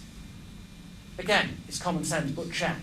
Then you've got the decision of either A, don't go there, or B, become your own version of a guy called the Amazing Kreskin in America, who does what looks exactly like a Hypnosis Act, but he says hypnosis doesn't exist, that he's not hypnotising anyone, and he's actually, on 2 occasions that I know of and could find evidence of on the internet, that are provided as evidence on your disc, so you've got resource material and, if you need it, defence material, has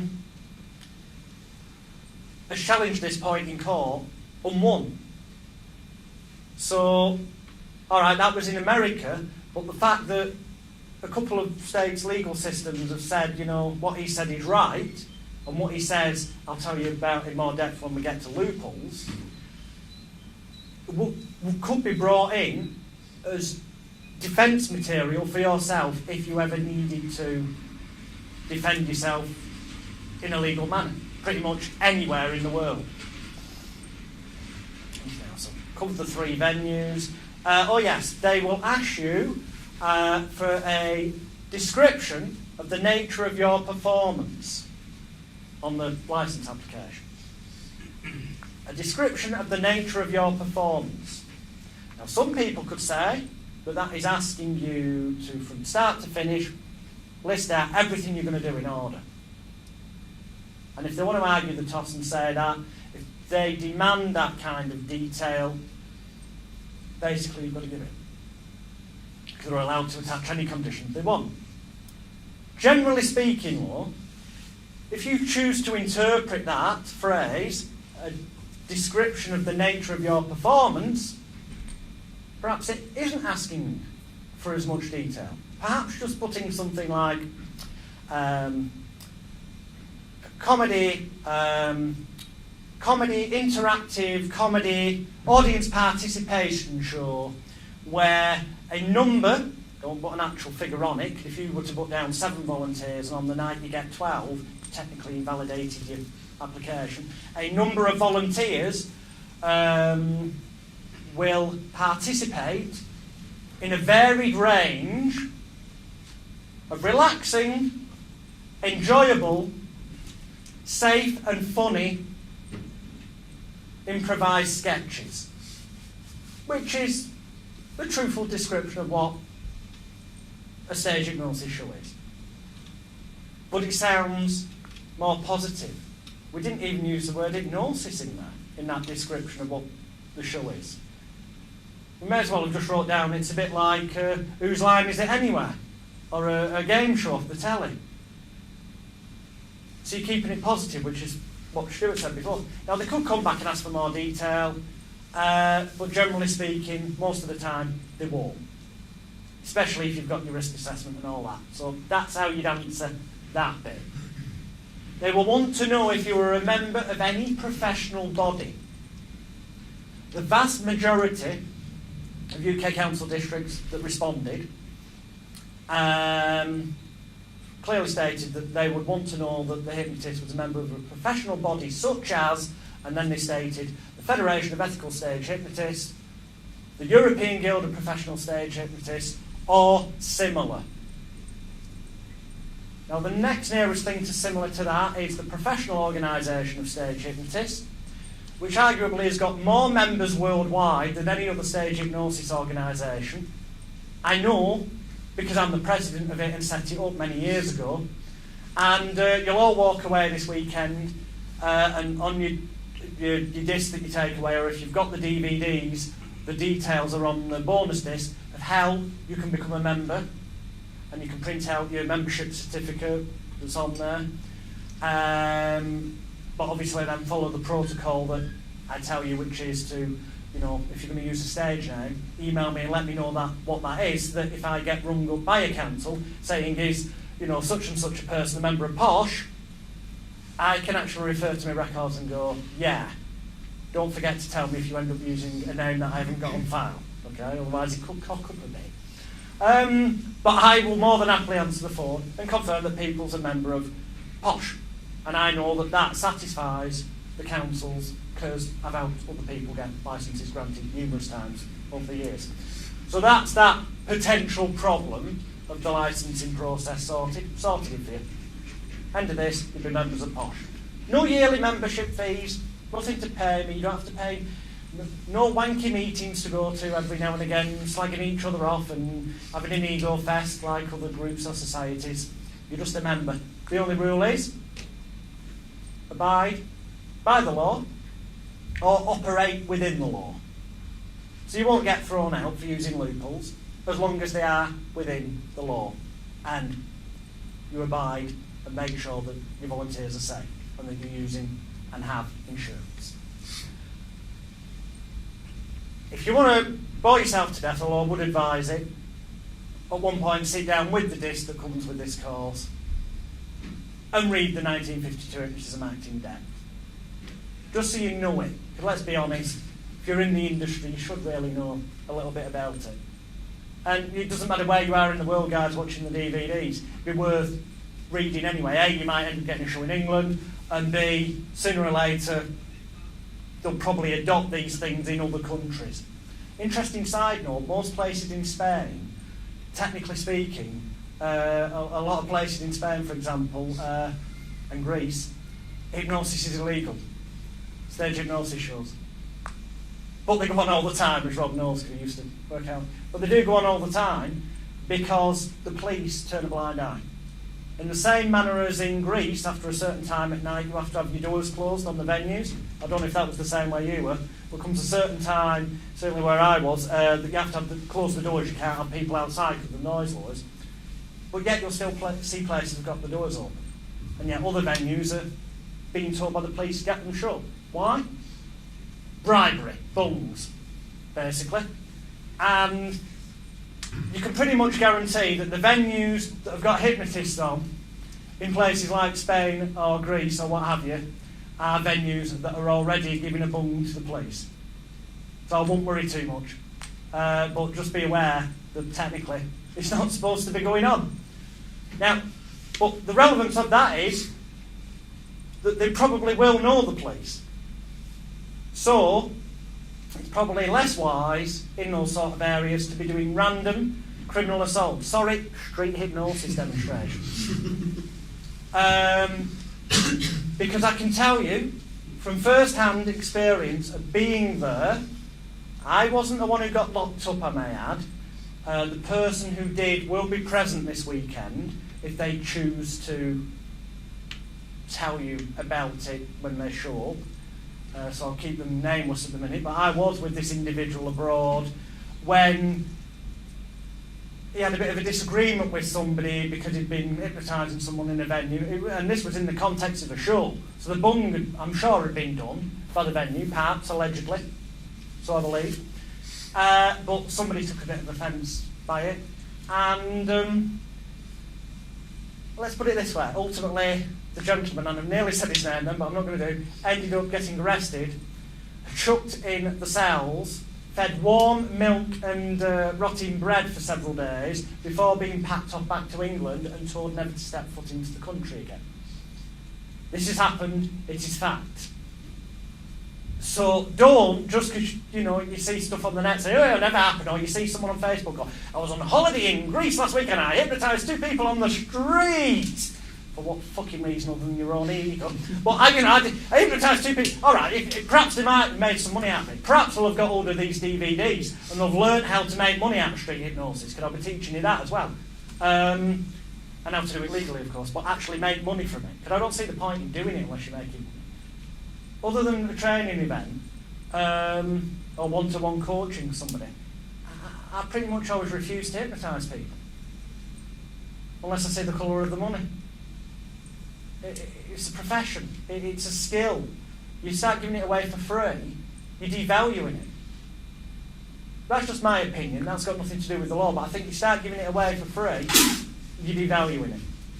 There's got to be some sort of trade-off where they give you something of worth back, which will become more relevant when we do talk about making money from stage and street hypnosis.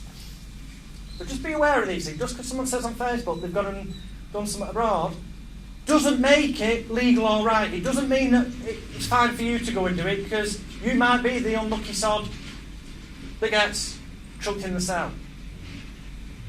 And there is bound to be, when these DVDs get into the hands of people wherever they are in the world, people going online and going, that whale's talking through his arse, this person doesn't exist. He does. And you will meet him over the weekend. The people on the DVDs will not have the benefit of meeting him, obviously. But by the end of the weekend, when I ask you all to just, sum up what you've learned, and we get to the questions and answers, when you have met this person, and he confirms what I'm saying is the case, and they just ask you, without mentioning his name, to confirm for camera that you have met the individual, he is a working stage hypnotist, and it's not some urban myth, because it isn't. These things do and have happened. They will happen again. Up to you if you want to get in shape, but I'd say I don't fancy bread and water and anchored behind my back for several days in the sun. Not really. Okay. Each individual state in America laws are different. Different countries' laws are different. The vast majority of laws that are relevant in different areas I've either spoken about or will be on the disc that comes with these DVDs or when you walk away. So look at them if you're going to a different country. If in doubt, use your common sense. Stage, hypnosis laws, name of the country, Google search. But you don't want the opinion of some wanker on a forum, right? That's not the opinion you're looking for, because the chances are it'll be wrong. You're looking for their local governmental department type official, what is for real. That is what you're looking for, just to clarify. Because some of the shit I see on the internet, people, such and such on such a forum said that's all right. And it's like, well, maybe they did, but it doesn't make it right, does it? So, use a bit of common sense. Right. England-wise, I think some other places in the world actually have a similar version of what we have in England called Ofcom. Ofcom is basically what sort of regulates the industry of radio and television. Broadcast media. And that's why after programmes sometimes you'll see, we received a complaint after such and such programme the other week, and they said this was discriminating against them, and we fully investigated, and we told him to fuck off, he's wasting our time. Or other times it'll go, we've upheld this and told the broadcaster not to do it again, and they've made a financial settlement with the person who was aggrieved. Right, what relevance is this to hypnosis? Well, a copy of the practice and stuff is on the disc again, as there is with everything here. So anything I mention, or anything I don't mention, if I was to talk about all the hypnosis laws, that would take a couple of days in itself. I'm covering the key points, and then hoping and praying that you value yourself, your freedom, your finances, where fines are concerned, your own sanity, your profession, your career, and that you respect your volunteers enough and yourself to actually take the time to then go through the backup materials and look at it in more depth. But in a nutshell, you are not allowed to broadcast the hypnotic induction process on British television. Some of you may remember, if you type into the internet, Hypnotic World of Paul McKenna, there's a little bit of someone's posted up the intro to his show that was on telly years ago. And the voiceover goes, we're not allowed, due to broadcasting laws, we're not allowed to broadcast the hypnotic process, but here's some examples of what went on earlier. And it just edited clips of someone suddenly falling backwards and things. Now, I've done quite a lot of television work around the world in the past. And in England especially, they've got these same things. Now, I found a way round it, legally a way round it, because most of the McKenna clips were set with background music over, so you didn't hear what he said, and it was just edited clips. But when I was on Granada TV's Talk of the Town with Justin Morehouse, who's a comedian in England, may not mean any. Search Phoenix Nights on YouTube if you're not in England, and you'll find out who he is.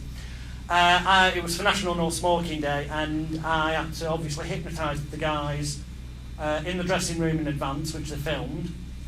They said they were going to get some edited clips to bud out before my slot, and then I'd come on and obviously I'd just be able to go, sleep, sleep, sleep, and put them back under because they'd already been hypnotised.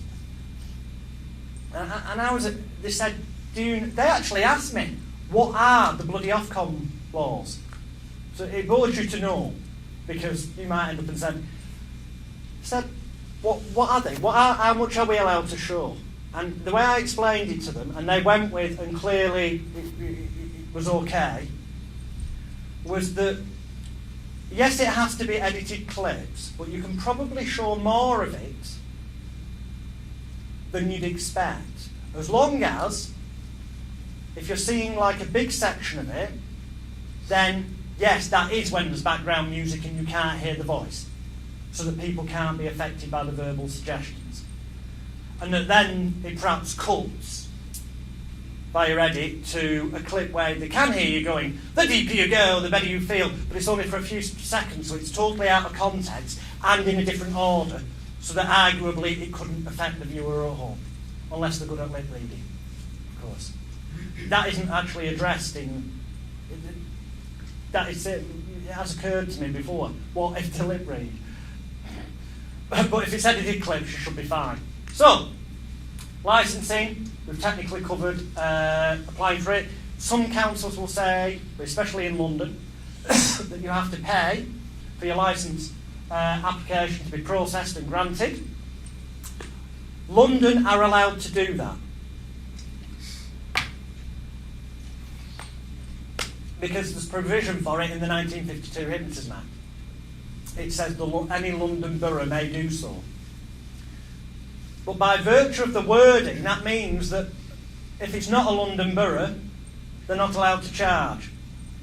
So technically speaking, any hypnotist that's paid for a licence anywhere other than a London borough over time, up to when the Licensing Act 2003 came into force, should be able to demand a refund for all the fees they pay.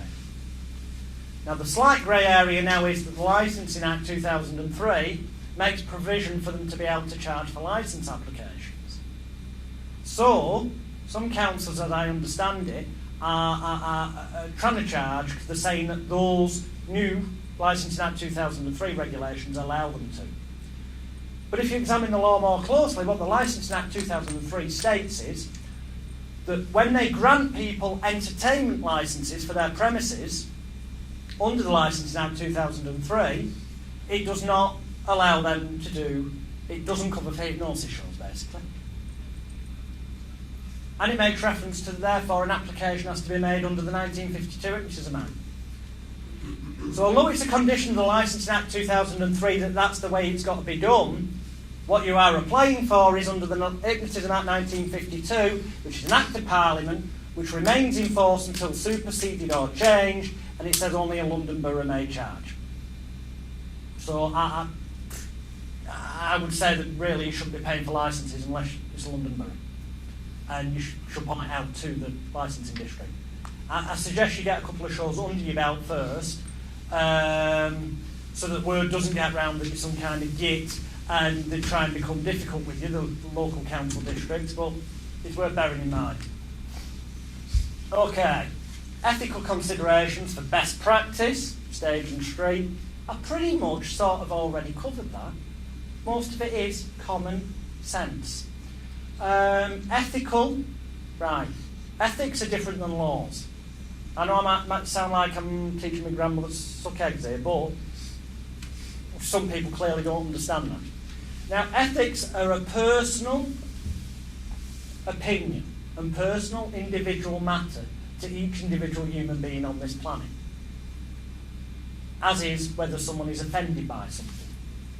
So, if I choose to do a Michael Jackson, is one subject becomes Michael Jackson, one becomes an 8-year-old boy, acts as if, won't bother, worry or concern him, it's purely imaginary, acting as if, worded right, and they end up doing a child molesting sketch, right, without removing any clause, some people will find that highly offensive and say that that was unethical. Other audiences would say that was fucking hilarious, the best night's entertainment they've ever had, and not see anything wrong with it. Not see anything wrong with it as a comedy hypnosis routine. Not if it was for real, obviously. That's a matter of personal opinion. But I do feel that where you're involving members of the public, again, it's common sense. If you are going to do a mucky, over-the-top show, ensure that it is advertised in a manner where there is no doubt in anyone's mind that that is what they are coming to see. I've had issues like that before, and other hypnotists have rob some daft council. You know, can I say who? Go for it. Yeah, Manchester Council, some bastard troll bitch lesbian from hell, as I like to refer to her as a nickname, granted a licence for Rob to perform, and he supplied everything in the whole lot, above and beyond what he needed to, and then the posters went up at the venue, and they decided the posters were offensive, because the Hypnotism Act 1952 says that all of your posters and adverts must not be deemed offensive by an ordinary member of the public. Okay? So she deemed it offensive, but obviously she's not an ordinary member of the public, so that didn't really bother us too much. But there wasn't anything offensive on it. She said, yeah, but it's got the word outrageous. It says outrageous comedy hypnotist. Stay away for easily offended. She said it's clearly offensive, the show. I'm like, you've not seen the show. And yes, it may be offensive to you if you're a repressed lesbian dwarf or whatever she was. I don't know, I didn't meet her. But the people, unless they're blind, and then I assume that their friends will tell them what they bought them a ticket for, unless it's some jolly jape, will have seen the poster and made their own informed decision as an adult to go. I say as an adult because in England, well, that's biggest key point of all, sorry, with the UK hypnosis laws. Nearly forgot it. You're not allowed to hypnotise anyone under the age of 18 on stage. Doesn't matter whether you've got parental consent or not. To the letter of the Act, you're not allowed to hypnotise people under the age of 18. I wish I lived in America. They can do high school shows, they can do prom nights, you know, when they're like 10, 11, 12. There's fucking way more money to be made there. So, good on you guys in America. I'm jealous. But you can't do that here. Or rather, you can. In the manner, we'll tell you how later on. Because there is actually a hypnotist now in England who's doing shows in schools for kids. Legally and lawfully. And in an insured manner. Okay. Ethical law, it's personal opinion. The poster said over 18s only, said stay away if easily offended, said it was outrageous. Other than that, there was a picture of Rob on it, as he is with his red hair, his black outfit, with a pair of giant comedy glasses on. Right? The ones where you make people see the opposite sex in the nude. You know? So he's got these on. He stood there, fully clothed, and it just says, outrageous comedy hypnotist, stay away if easily offended, over it, and the name of the venue. I can only come to two conclusions. Number one, she was a bastard bitch from hell. Or number two, she's got psychological issues with giant glasses. But she was trying to say, you know, they were trying to argue, no, well, we're revoking the licence because the show's clearly going to be offensive. It says that. You didn't tell us that when you made the application. You didn't book that it was going to be an adult show. No, we booked it's an entertaining demonstration of... You didn't fucking ask. You just asked for a description of the nature of the performance, and that was truthful. Volunteers will go through relaxing, enjoyable to them in that context because they've chosen to be there, informed consent, knowing what it is, fully aware of it. You didn't bloody ask it, so we didn't need to tell you. Ultimately, we had to get Equity involved, whose legal department contacted them and made sure that the show did go ahead. And they did send licensing enforcement people down on the night. This does happen. People on the net say it doesn't, but it does happen. They sent them down to the venue, and we had to meet with them, talk to them, and what have you. These things do happen, so be aware in advance. But if the people, generally speaking, know what they're coming to, and this was our argument and the lawyer's argument, you know, you'll let Chubby Brown do his show at Manchester Apollo, or you'll hire him a council venue to do his clearly XXX rated adult stand-up show. And they go, yeah, but people know what they're going to. Exactly, that's what we've just been telling you. These people will know. It's because the moment you attach that word hypnosis, that they don't understand what it is, and it's all, and they've seen stuff on the telly, and clearly, you know, you're going to turn people into zombies, and logic goes out of the window for these people. Right, very briefly, we've only got 2 minutes before lunch. After, not lunch, this is the proper 20-minute morning break. We'll reconvene at 12:30 for the final hour before lunch. Very quickly before the break, yes, basically, if you're doing a show, common sense, if there's kids in the audience, you're not going to be getting people to get the kit off. It's like, don't swear, it could be seen as offensive. And then it's got nothing to do with hypnosis laws, because some stand-up comedians have had legal action taken against them for causing offence by the nature of their jokes, for being racist or sexist. So if you're going to do a racist, sexist type show, make sure it's stay away from easily offending. Or don't do it at all, avoid it. Although I tend to do loads of Pakistani, Asian, chink jokes and all that. The moment I walk on stage, I do a good 20, Bernard Manning style. It's each individual's taste. And I tell them if they're easily offended, fuck off. Common sense, really. I'm going to leave it at that point. Can we back in here, please, for 12:30? But I'm going to tell you how everything I've just said is complete and utter rubbish, because you can use the loopholes in the law and perform any time, any place, anywhere that you want to. Right, just to reiterate one more time, wherever you are in the world, even though if you're in another country, the 52 Act may not apply to you, the basic things that make it up, most of it's common sense, and it'd be wise to follow anyway. In the Hypnosis Act, or rather the amendments that go with it, that is generally always attached, you're supposed to have a yellow line across the front of the stage, about 6 inches back, and you're supposed to tell the volunteers that they will not cross that line unless you instruct them specifically to do so. So that the idea being for health and safety, so they don't fall off the stage. As Stuart pointed out, and he does in his notes and did in the interval, what if the stage is painted, for example, yellow? You're not going to see the bloody line. So, sod what it says in the 52 Act. I can't see them having any grievance if, in that occasion, you black gaffer tape instead, so we showed up. Common sense. Right. Done it. No, right, insurance. Yeah, we'll cover insurance next. This is, without doubt, I know for a fact that a certain number of people in this room are frankly here just to find that out.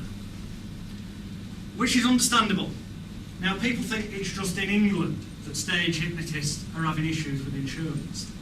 It's happening pretty much worldwide. Those people who think that claims are never made against hypnotists, it's once in a blue moon, seem to forget what I mentioned before about Phil Damon getting sued and what have you. And clearly haven't bothered looking at America. In America, there are bloody claims after claim after claim going on against hypnotists. There's details on the dish of takeaway. They nearly got to a point that we had in England up until a couple of years ago where there was not insurance available for stage hypnotists. That was very nearly going to happen. Fortunately, it hasn't. But in England, we did have a few years where there just simply wasn't insurance for stage hypnotists. Simple as that, there wasn't any. It wasn't a case of it was cost prohibitive, there just wasn't any for a period of time. Most likely because of the huge cost of defending the Paul McKenna case, which he won, but we'll come to that a bit more when we cover the true dangers of stage and treat hypnosis. For insurance, I'm not going to verbally tell you where. Oh, fuck it, I will, because you can only get it anyway if you provide proof that you're a member of POSH. It doesn't matter if somebody leaks out the information, because they won't get it. But on the disc, this is very important that you take away or comes with this, you will see the letter, the exact letter that I sent out to insurance companies to negotiate this policy. Now, I've included a copy of the exact letter so you can see exactly what I have stated is the nature of what I do, if you choose to go down that route. And it's from that they have given the quote and put together the example policy wording. And what I asked them for, knowing full well that to use the word hypnosis immediately makes people go, I thought, well, why can stage hypnosis insurance cost so bloody much when I can get hypnotherapy insurance for like 55 quid? that covers me for like having people explore the time Uncle Bertie bent them over the table and bummed them and help them come to terms with it. Surely that's got to have more psychological and other potential issues than having somebody wear glasses thinking they can see the opposite sex in the nude. Or is it just me that thinks that, you know, this is obviously a lot safer than this? Well, the insurance here, therapy, £55. The source for that in England is on the dish you take away. You'll find it in the folder, conveniently called insurance. Just to make it nice and easy. So why is it that stage hypnosis insurance is so bloody expensive? Frankly, I don't know, but the fact is it is. Now, England-wise, we'll start with, the only insurance that's technically available, unless you want to spend massive money and go down other routes, is you can get a policy by joining Equity, the UK trade union. Once you're a member, you can then join the Stage Hypnotist panel, which you've got to apply to join. And then you can apply to get your insurance. But to get the insurance that way, you've got to submit videos of your performances, and they have to be looked at by the Stage Hypnotist panel, which includes a working stage hypnotist, and you basically have to be approved and agree to this code of conduct before the insurance company will sell you the policy. The policy costing, as I recall, £725 thereabout per year. Or you can not be a member of Equity and try to join something like the Federation of Ethical Stage Hypnotists. I say try because the chances are you won't get in. But if you did, then you can get insurance through them for around the same cost from a company called Taylor McGill. If you're not a member of FESH, you can actually still get that policy from Taylor McGill. It's just that because you're not a member of FESH, they will charge you nearer to the £850 mark for the year. And you must agree that you'll abide by the conditions that you would if you were a FESH member. Which essentially, in a nutshell, means you'll abide by the 1952 Hypnotism Act and amendments. All the common sense stuff. So that shouldn't really present too much of a problem. It's the cost. Now, until recently, I racked my brains about this, whether I should go down this route and help people in this way. Until recently, I thought, well, fuck it. If you can't afford £725 plus your equity subs, 100 odd a year, so either way, it's going to cost you about £850, either £725 the equity insurance plus your membership fee, or about the same for over here for Taylor McGill's FESH policy, but without being a FESH member. I thought, well, fuck it, if you can't raise that money, you're not serious enough about your business to do that, fuck you. Get sued, go on, bring it on. Because when you divide it by 12 months in the year, it's crap at maths, but it's about £70 and some 70 something pounds, less than £75 a month. You divide that by an average 4 weeks in a month, it's not even £20 a week. If you cannot afford £20 a week for something that's going to make it easier for you to get work, aside from it being something you should have, then frankly, you're either shit at marketing or you're shit at hypnosis. £20, most people spend that on a round of drinks these days. But then, alright, fair enough, I thought about it, I thought, well, but people might not necessarily be able to give that out as a lump sum. And they investigated, and oddly enough, like most insurance companies, alright, it's on a per-person basis, they may choose not to for some people. I do know someone who's got their policy and done it on the basis of paying a bigger than divided by 10 deposit, so maybe 100, 150, 200 quid or something, and the rest of it over a period of 10 months. You know, kind of like you can do with your car insurance. So then it becomes even more a case of, what's the fucking issue? So, in England, yes, go to Taylor McGill for about £850. You've got full insurance as a stage hypnotist, which covers you for whilst those people are in trance. That's the key about the policy. You can get public liability as a hypnotist, general entertainment insurance, in fact, as an equity member, which costs you about 150 quid a year on average, just under, you automatically get £10 million public liability insurance cover. But it doesn't, it states it does not cover you for while people, the moment you say sleep and they're in trance, it's invalid. Unless you do things the way I'm going to tell you shortly, of course. Then you have a legal argument that it would cover you. So you can get it from Telmagirl, you can get it through equity, bit pricey one. Aside from which, you will find, because you have to give in your insurance proposal, and this is the same pretty much anywhere in the world, so these principles apply. In America, there's two sources for stage hypnosis insurance. One is Clowns Insurance, I think the company's called, and one is Safe on Stage, run by Justin James and some of his colleagues. The links are on the dish you take away, of the people who are in America. So I looked into what's it costing them, and it's an obligation in America. I reckon this is going to happen in England soon. So you'll be glad that you've been on this course. If for no other reason, if I get my way, bit devious, but if I get my way, very shortly, I would hope that insurance companies in England that will grant insurance, especially the one that I've got the policy incredibly cheap for, that'll only give it to posh members, won't grant you the insurance unless you can prove you've done a proper stage hypnosis safety course, which these DVDs and the contents that's on the bonus disc would more than constitute.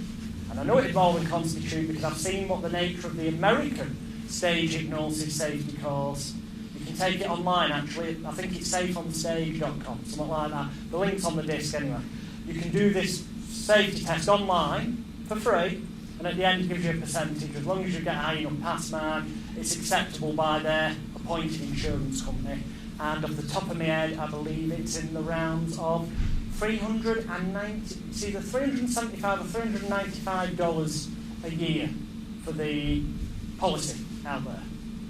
Which means that, all right, you've got to do this stage hypnosis safety class, which the other insurance company, you've got to do one that costs you money to take. But we're safe on stage. Justin James's policy, you don't. They're the only policies that I'm aware of that are available in America. England, I thought, well, hang on, America can get it cheaper than us, but still, who really needs the insurance? Well, ultimately, everybody. But who really, really needs it? Arguably, I would say, it's going to pay me to say this, but I think the people who really need it most, on the one hand I'm saying that sarcastically, on the other hand I'm saying it as that's why I've decided to do this and sort this policy cheap, is, I use the technical term, fuckwit, wannabe hypnotists. Magicians, one day, they've read a book, they suddenly believe that all life and reality is plastic, which to those who've searched the net, you'll know is basically the shite book on hypnosis written by someone called Anthony Jacqueline. Sue me, it's a personal opinion, so you can't sue me, it's just my personal opinion. Well, that have many people as well, that I know. And they go out onto the streets and just randomly, and you see the videos all over YouTube. There is going to be an accident at some point. I am already aware, it's not hearsay. I personally witnessed at Blackpool Magic Convention someone go outside to the... it wasn't just on the street, it was in the paved, gardeny, out front smoking area of... what's the hotel called? Ruskin Hotel, the headquarters hotel, mental block there. I saw somebody, they're doing a bit of street hypno, the person had an ab reaction, we'll cover what they are later, and hit the hypnotist. Or I should say, hit the fucking wannabe hypnotist who didn't have a clue what he was doing. That same weekend, I saw, and I am going to name him because there are witnesses, you can try and sue me for slander, defamation of character, libel, whatever fucking word's right, but unfortunately, if something's truthful, it's impossible to sue somebody if you've got evidence. And I've got witnesses. Anthony Jacqueline, the self-professed guru of the street hypnotists and magicians who want to hack heads, headhacking.com, his website. I've given him a plug, not because I want you to buy anything off him, just because as an example of what a fucking negative. Head hacking says it all, really, doesn't it? And they use terms like we're going out to bosh some people. Fuck off. He hypnotised an underage individual in full knowledge that the person was under 18. In fact, they were 14. For the record, I will say the previous night, I had hypnotised this 14-year-old. But prior to so doing, I had got permission off his parents. So using my loopholes, that means it didn't matter about the under 18 bit, it then became legal for me because I'd sought parental consent. Anthony Jacquin did not seek parental consent. He broke many laws, not just hypnosis ones.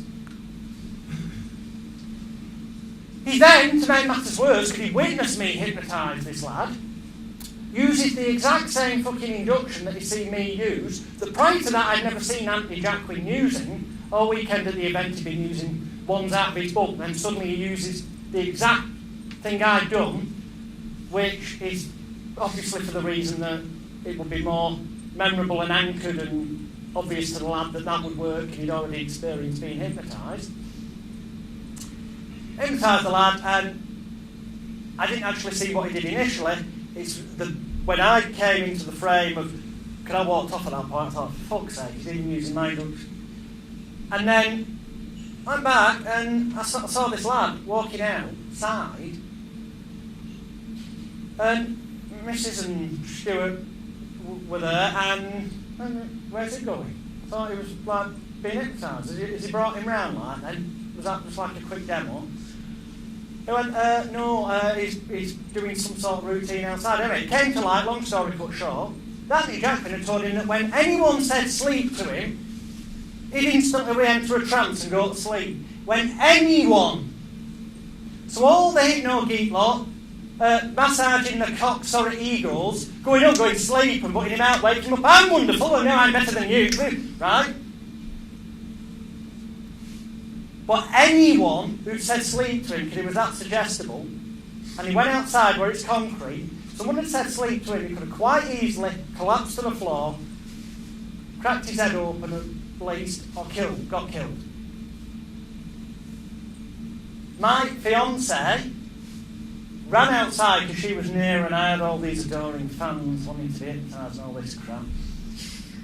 And got him, made sure no one else could get to him, and was bringing him to me, given that I had had the parental consent the previous night, and if anything had gone wrong, the finger would have been inaccurately pointed towards me, so that I could bring him out of it, lock him down, the term I'll come to later, and make sure that he was alright. Anthony Jacquin intervened before she could get him to me, said, oh, what's going on? And Rex went, it's out of order, anyone could. And he went, well, I've never had to lock anyone down before.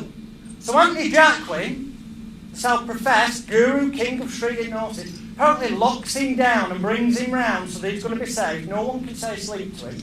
And no one will be able to hypnotise him for the rest of Blackpool Magic Convention. Right? Which is technically feasible to do. I've done it on people. It is possible if you do it right. Trouble is, he didn't. Because I didn't know that he'd locked him down until my missus came up to me later that night when, once again, having sought parental consent from his mother, I hypnotised him again, because he'd asked to be. And afterwards, Rachel said to me, how did you get him under? I said, well, what are you on about? Like I normally do. He said, well, Anthony Jacquin said he locked him down so no one could hypnotise him this weekend. That's how fucking good he is as an hypnotist. I didn't even know. Straight in. That sounded like I was just ranting and slagging Anthony Jacquin off, which on the one level I was.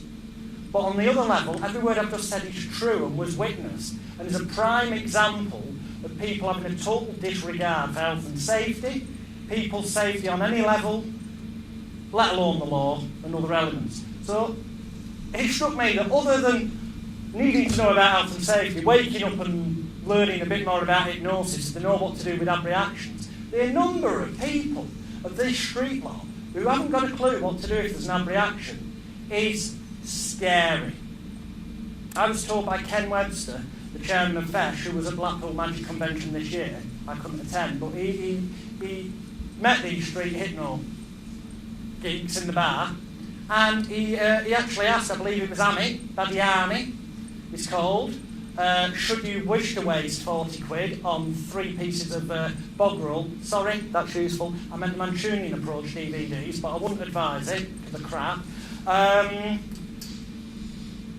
You will see who Amit is on there. And Ken Webster asked him what he'd do if someone had, you know, a panic attack or an abreaction. Amit didn't have a bloody clue. In fact, he said it was scary how little most of them knew. Indeed. So they need to learn how to do it properly and legally and safely and what have you. But they definitely need insurance. Unfortunately, a lot of these are young kids. I'm making myself feel old. Young kids in the sense of, yeah, well, some of them are kids. But that's interesting, because although there's a law saying you're not allowed to hypnotise anyone under the age of 18 for stage hypnosis in England, there's no law saying you've got to be 18 to be a hypnotist, which is just as well, seeing as I was doing it at the age of 40. Anyway, I digress, but it's worth knowing. So I thought we needed a policy, an insurance policy, because unfortunately the stage policies, even if they could afford them, don't cover you for street hypnosis. That's just too much of a risk. Quite rightly so. So I put together a letter that, in a nutshell, you'll see it word for word, because it's on the disc, a letter that said,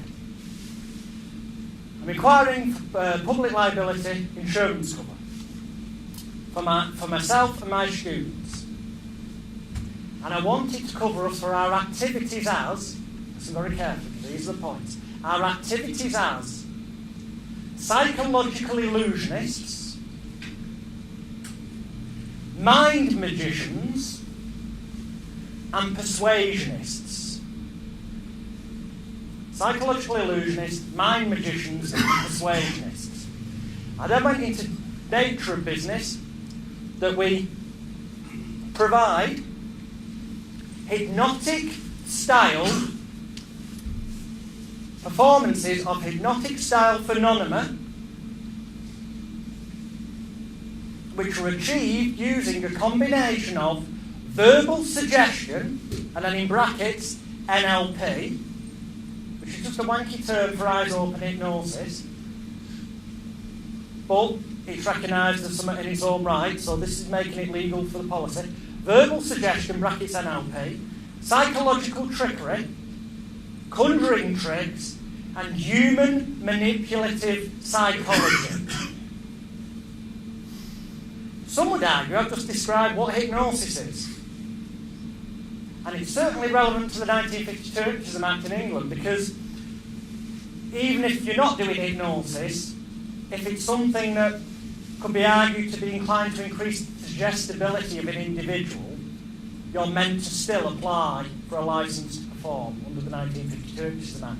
It's actually got a section that said this included mesmerism, hypnosis, suggestion, or any form of process or ritual inclined to increase the suggestibility of an individual. So even calling it suggestion, and it's not hypnosis, on its own isn't enough to get around the 1952 Hypnotism Act in England. And because the policy would say on it, your name, trading as whatever your stage name, if that's relevant, that you have got public liability insurance cover to the tune of £5 million cover.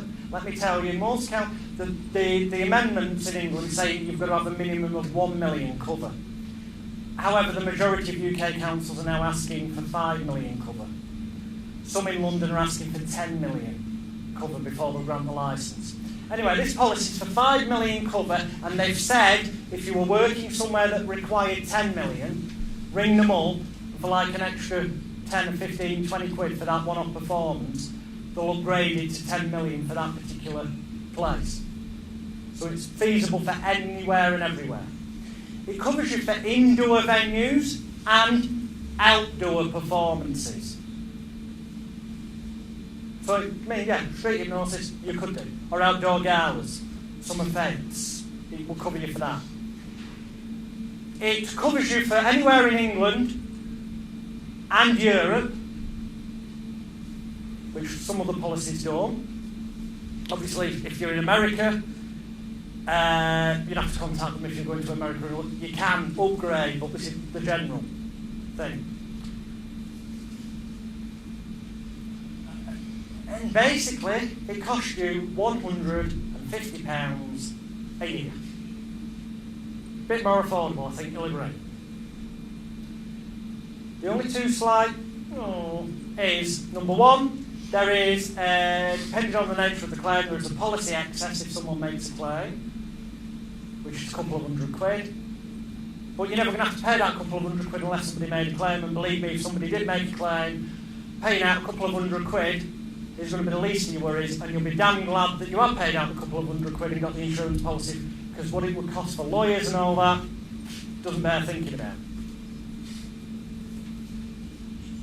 The company that supplies that policy to members of the professional organisation of stage hypnotists who can prove they are members, which you all will be able to, people who get these DVDs will be able to once they've followed the protocol on the disc that comes with them. It's £150 and you get it from musiciansinsuranceservices.co.uk. There you go. You can all go on now if you already know hypnosis. Unless you want to stop on those cool inductions and shed loads of stuff, because I know some people just want the insurance. I'm damn certain a lot of people will just buy these DVDs for that bit of information alone. And if you're in America, just to find out that Justin James has got the best value for money policy there is. £150 covers you, and more importantly, it will cover these young pups, or God knows why they want to go out on the street for no money and hypnotise people other than their own ego and to make videos for YouTube, which is breaking other laws. If you don't get consent forms signed by people, or recorded consent, and tell them that it's going to be broadcast on YouTube, you are technically breaking other laws that are not hypno-related. They're covered on the disc. I won't go into too much detail other than, if you're filming somebody, get their consent. Whether it be in writing or the fact that they've agreed on camera, they know they're being filmed, and they agree to that footage being broadcast publicly. Otherwise, that could come back to bite you on the arse. To say nothing of some places in London where they'll argue the toss and say you're not allowed to film anyway because there's local bylaws. We could be here forever if I went into the local bylaws. I'll leave you to look at the stuff on the disc. But essentially, it will cover you. Musicians insurance services, it's £150. That will not, though, that policy doesn't cover you for hypnotherapy. It doesn't cover you for hypnosis. To be honest, it doesn't cover you for hypnosis. But what is hypnosis? It's a word. That's all. What it does cover you for is verbal suggestion, brackets NLP, conjuring tricks, psychological trickery, and human manipulative psychology, which any expert on this planet will quite easily argue for you, if need be, is a description of the techniques used to hypnotise somebody. You're not allowed to call yourself a hypnotist, unfortunately. You can't call it a hypnotism show with that policy. You've got to call yourself it's a mind magic show, or a psychological illusion, or persuasionist, or you could get away with the phrase like imaginationist. But this does not stop you from having the word hypnotist on the poster. Hang on, it's contradicting himself, you say. No. For you to say that you are a hypnotist, the show could say it's, whatever fancy name, psychological illusionist, or illusions, or mind magic with, or presented by hypnotist Jonathan Royal. Yeah? I have been a hypnotist, I have hypnotised people, and that show will be presented by hypnotist Jonathan Royal. It doesn't say that it is a hypnosis show. In fact, my posters, and we'll come to posters shortly, the legal wording is such that it actually tells them there's no such thing as hypnosis. It doesn't exist. Hence the phrase, forgetting the insurance policy, of what we do is demonstrations of hypnotic style phenomena. The word style meaning that it looks like but it isn't. Does that all make sense? It's relatively straightforward. It's just making sure you've got the bits in place. So that will get you the insurance. It doesn't cover you for therapy, sadly, that one. There is a source on there, but it's about £600 a year. You'll find it in the folder, and it will cover you for therapy as well. But what's the point? Because I've given you contact details for hypnotherapy insurance that's just £55 a year in England. Plus, there's a resource file on there that won't apply to you in England. That's for people who are in Australia, America, Europe. So with the bonus disc in place with this, it will be relevant to people anywhere in the world, obviously. Right. So, because of the nature of the wording of that policy, and if you spend another £55 on the therapy insurance, that means that for £205 a year, you've insured for stage and street work as a mind, magician, psychological illusionist or persuasionist. I nearly slipped up and said hypnotist then. Won't cover you for that. And you're covered then under your therapy policy for therapy that is using hypnosis, right? Now you could therefore, arguably, but this is where, until it is tested in court, and the same applies to anything I'm telling you this weekend, anything I'm saying, this book, albeit I can tell you what's in it works, from my experience, even the author, who knows what they're on about, has said seek your own independent legal advice, do it all at your own risk. It's not for me to say any of this is right. Although it is, in my opinion and experience. So, loopholes in the law. These apply in England, because that's where we've got the law. But these will apply, the majority of them, to anywhere in the world where there's a restriction on performance hypnosis. Pretty much that's what Crestine did. He said hypnosis doesn't exist. It's all suggestion. To be covered before law, in England you still need your licence, technically. You certainly want your insurance. I say technically because the biggest loophole of the 1952 Hypnotism Act is Section 5, which clearly says nothing in this Act shall prevent the demonstration of hypnosis for scientific or research purposes, or for the giving of treatment of mental and physical disease. Key bit, nothing prohibits the demonstration of hypnosis for scientific or research purposes. What does that mean? Well, you go to the Legalese directory, and you go to normal dictionaries, and it's pretty much the same, scientific and research. Give you an example. It's illegal to kill, hunt, what is it, whales or sharks, I forget, in Japan. One of the two.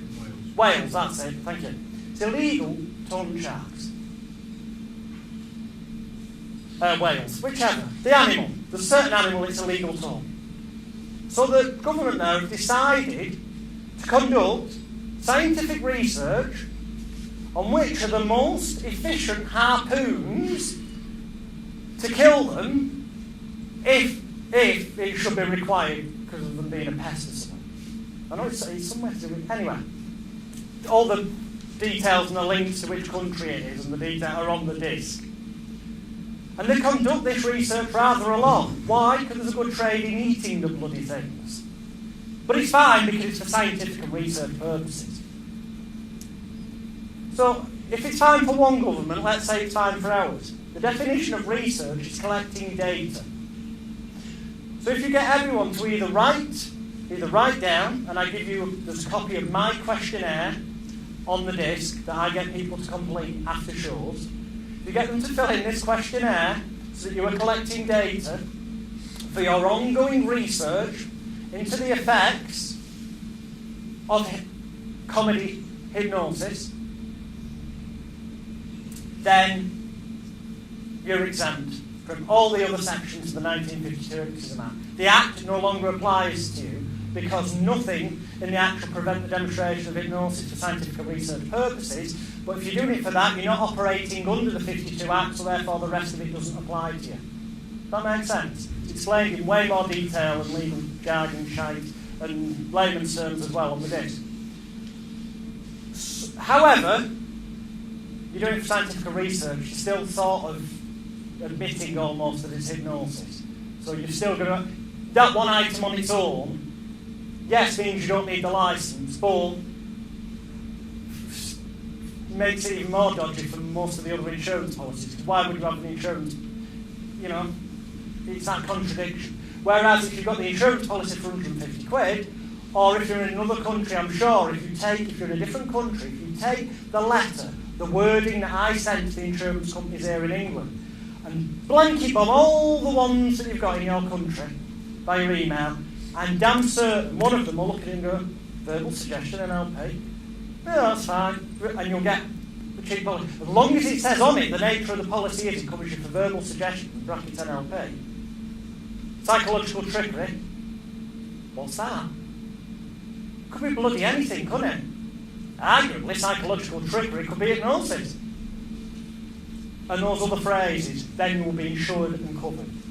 The other loopholes in the 52 Act and some other countries is obviously to say, well, there's no such thing as hypnosis. It doesn't exist. In England, sadly, it would still, by virtue, arguably mean that you need a licence for suggestion. Still comes under the Act. But in states in America, Kreskin has proven, as have some other performers, that saying there's no such thing as hypnosis, it's all suggestion, is enough for them to be able to go ahead and do their show. Okay. Good example of this will be to get one of my very old, because you've not seen me new ones, but I only do corporate shows now anyway, generally. One of them. This is now about 15 years old, which is quite clear by some of the hairstyling and clothes and such like. This poster, I think you would agree at first sight, well, it's been shite in this day and age now, would, to the average human being on the street, what would you say it was advertising? Would you say it was a singer? No. I think most people would logically come to the conclusion that if they were to come to this show, demonstration, call it what you will, that they're going to see a comedy hypnotist called Jonathan Royal, who clearly is going to do that mumbo-jumbo shit because there's like this hypno, this spiral background, and, well, people have got their eyes closed in the middle. It says they're coming to see a hypnosis show, but it doesn't. Nowhere on there does it say it's a hypnosis show. In the small print, which you probably won't be able to see on camera, but there's a copy of this on the disc. Okay? So you can open it up and say... It actually says across the top, there's no such thing as a reel. Now sometimes when people are in pubs or whatever and they've seen a really good film or something, or had a good night out bowling, they go, you know, there's nothing like going to that club, is there? It's fantastic there. This psychologically gets perceived in the same manner as though you're saying there's nothing like seeing a really good comedy hypnotist. But it isn't. It's blatantly telling them the truth. There's no such thing as a real comedy hypnotist. Because if you take the definition of hypnotist as meaning, or hypnosis as meaning putting someone in a trance, arguably there's no such thing as trance, so therefore it doesn't exist. So, they're telling them blatantly, you're being honest with them, there's no such thing as a real comedy hypnotist. But they'll read that as, hey, there's a comedy hypnotist on it. Especially because they've already got this preconceived wanky notion from films like Svengali and old-time stuff that the spirally disc thing, must be a hypnotist. The swinging watch, as well, obviously all the stereotypes are there. The only thing that's missing off this, but we'll come to that in a minute, so you'll see, is what goes on my photo that goes with it. But you'd be even more convinced that it's a hypnotist show because it's got this quote on it. Britain's most outrageous hypnotist, Daily Sport. They did say that about me. It's in speech marks to make it clear they said that about me. It's true. I'm not saying that I'm doing a hypnosis show. I'm just pointing out Daily Sport said I'm Britain's most outrageous hypnotist. What fucking relevance that is when there's no such thing as hypnosis. But you're getting the point. The public see that it's hypnotist.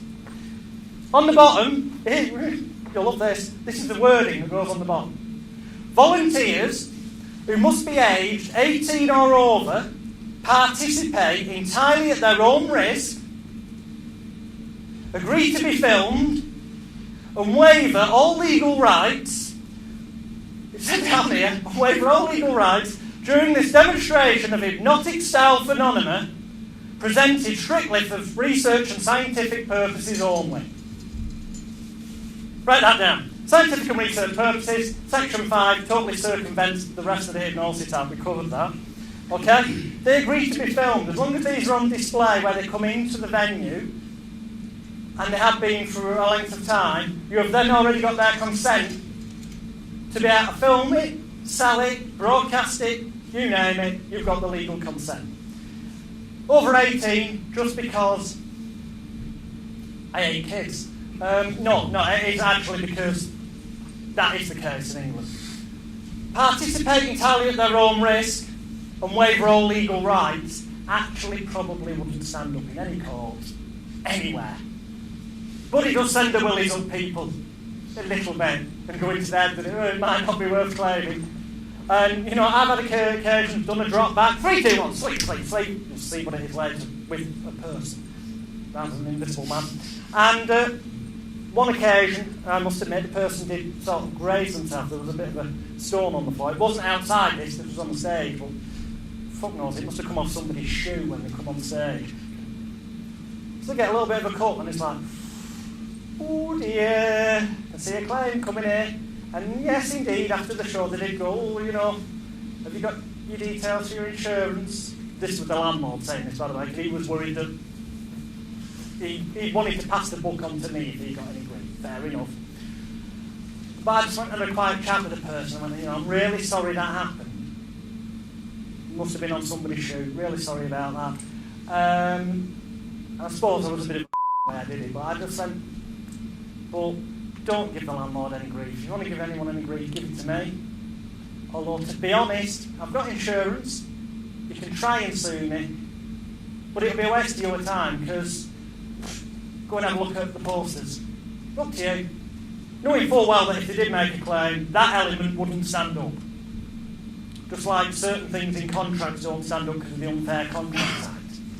However, it's a deterrent. The key thing is, well, he's blatantly telling them there's no such thing. There's no such thing as a real comedy hypnotist and the stuff on the bottom. You can take this perhaps one step further, right? Shall we say, brought it a bit more up to date recently because I came up with this idea, which I've copyrighted. That's the only reason I'll mention it. I've copyrighted it. The poster designs, I've got every website domain you can think of. I've got the limited companies that are irrelevant. Anyone nicks this, basically, please do, but I'll sue you and ruin your life.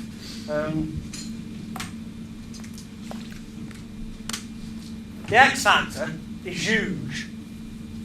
Definitely in England, and it's going to be in America because Simon Cowell's now left Pop Idol, and he's going to take the X Factor to the States. I thought, and I sat and I thought, you know what would be good? We've got Britain's Got Talent, we've got the X Factor. What about a hypnotic version? Where people participate to try and be the best hypnotised subject. Or, well, that's how we started off the idea. It actually then went to the element of, fuck it, why not just be honest and not even bother having to hypnotise and go through all that preamble and just say, it's sort of a competition to see who's the most convincing person at acting like they're hypnotised. Thus, eliminating the need to even bother with an induction process. People are easily bribed. I worked on the Gadget Show. The clips are on the disc. And it was about getting people's passwords out of them. And I hypnotised 3 people. And I managed to get one of them to very easily give me their computer passwords and the banking stuff. One of them, I had to resort to a bit of magical trickery, shall we say. One of them, the way it was broadcast, I got totally wrong. Actually, what happened is then I went to sleep, because she basically then told me what it was, and wrote it down, and said, no, that's actually it, to prove me wrong. And I went to sleep. When you wake up, you'll have forgotten that you've told me. And I woke her up and she couldn't remember, but they didn't broadcast that bit, sadly. Point is,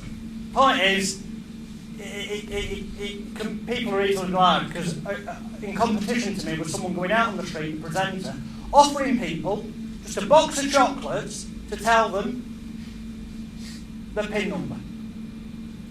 And the majority of people did. They believed it out, but they went to the cash machine and checked it was true. And people are very easily bribed. So if they think they can win a prize, a good prize, let's say like, a Caribbean holiday. I'll ask you a question in a minute, Terry, as someone who's done karaoke. Because karaoke competitions, you get shed loads of people going to, even if they're crap singers, because they want to be the centre of attention and star, which is a big element of stage and street hypnosis working, as you'll see when we come to doing inductions and stuff this afternoon. But some of them that are good singers, they want to win the money. Forget bribery, the temptation, they want to win this big prize. So I thought we add that element in, we make it a competition. We now don't need to do any formal induction process. If we're blatantly saying that no one's going to be hypnotised, and it's a case of them just acting like someone, how they perceive someone hypnotised would be, then you could say there's no suggestion involved either, by definition of the act, because it's just a competition of them acting and improvising. Following me? But I guarantee you this, you do that, and you will still get people showing up for the show, especially because they want to win the prize. You'll get more volunteers because they're not scared. You're not using this scary mumbo-jumbo. You will have better shows, and it'll just make life so much easier. Now, the actual concept of doing a hypnosis show and offering them a prize and calling it not hypnosis is not really entirely copyrightable to that extent. So there's nothing to stop people doing that kind of thing. I wouldn't bother, because when the publicity starts, you'll just look like a copy of the person who's got all the copyright.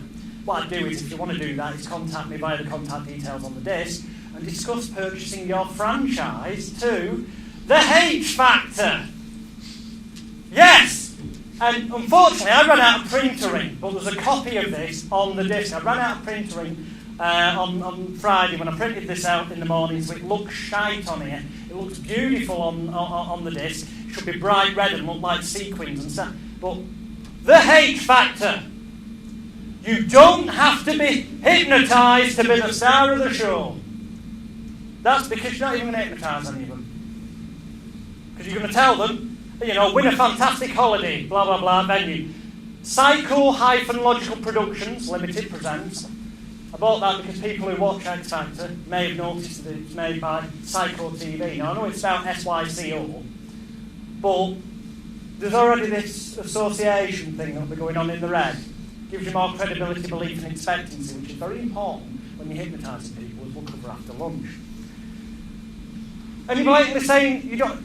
But people seeing that, even if they just saw the phrase, you don't have to be hypnotised to be the star of the show, because the word hypnotised bigger, they will go, the average show blog, it's an hypnotist! I saw one on holiday, let's go and see that. And yet you are blatantly being honest and telling them you're not going to hypnotise anyone. But arguably you're being honest. I say arguably because does hypnosis exist? Doesn't it? The definition of what it is so convoluted and bollocks that we're not going to go into it. But some people would argue that if you get a volunteer who is playing along when you're doing real hypnosis, that after a period of time of them enjoying the laughter and applause and starting to relax, not being self-conscious, that they will slip into a trance. If you believe in trance. Frankly, I don't. But if that is the case, then surely, arguably by the same token, someone who is just acting the part and taking part and trying to win a competition, acting that part, the same thing could occur to. It's complete and utter linguistic bullshit. It's semantics to a large level, but it's semantics that used correctly gives you loopholes in the law that means you don't need a licence. It's semantics that have enabled me to get you an insurance policy for 150 quid a year in England that will cover you as mind magicians, psychological illusionists, persuasionists, imaginationists, but using verbal suggestion, so that you can get a licence granted if you want. So ultimately it's going to be up to you when you do shows, if you decide to, or street work, which route you go down. Are you going to use the loopholes and do it as a hypno show, but then you'll still need insurance that says you're a hypnotist, which is the 725 or 850 quid, details on the disc, or different abroad. Or are you going to go down the calling it something entirely different, which is still a loophole, but apply for your licence because of that weird wording in England that says what hypnosis is, and get the insurance for 150 quid? It's up to you. Or some of you may be ahead of me already, there is quite easily a way of combining the two. So, before we lead up to our lunch break, we've covered laws in England and essentially around the world. You can look on the site. Licensing in England, pretty much covered. Rest of the stuff's on disc. Insurance for hypnotists, I've told you where to get the 150 quid policy from. On the disc, you'll find the links to all the other companies if you did want to use Hale & McGill for the 850 quid that says 4-stage hypnosis, and we'll get your licences. The details are on there on how to join equity, although I'm going to cover that briefly. And how to get the equity insurance 725 if you choose to. It's all there. The details are on there for people in America and Europe and what have you. But I've got a funny feeling, I don't know why, that the majority will opt for the 150 quid option. Because all it takes is a bit of creativity with the nature of your poster designs and the phraseology and the way you say things when you come on stage. Because obviously if you come on stage and then say, I'm going to hypnotise loads of you tonight, and it says that you're a psychological illusionist, no, you just sort of said you're not. If you say we're going to try some entertaining experiments, or when you're hypnotising someone, you say we're going to do this, and it's not hypnosis, I'm not going to hypnotise you, you'll just go into a state of heightened synchronicity. That's Darren Brown's favourite phrase. Much his programmes, he gets the hand and does an handshake induction, a pattern interrupt as they call it. He goes, I'm not hypnotising you, I'll just help you into a heightened state of synchronicity. What the fuck does that mean? Synchronicity together, what? Rapport, which arguably is a key component to hypnosis. Obviously it works for him.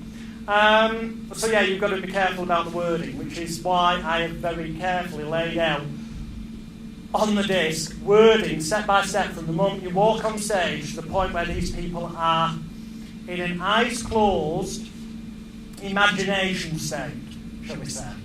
Because obviously we can't say hypnotised if you're using that approach. Or you could, arguably, and I have done this once or twice, as you'll see on the DVDs, walk on, even when you're using this mind magician approach, just to show you that I do the mind magician approach, still about 6 years old and looks shite now, but the photos, I changed it from calling myself a hypnotist to mind magician. Down the line, just to show you that, I've been there, done this, it does work. But if you want to laugh, just for the record, That's back in the very, very, very early 1990s. Ooh, when I was called Alex Lever. Oh, how sweet. If campus tits that was...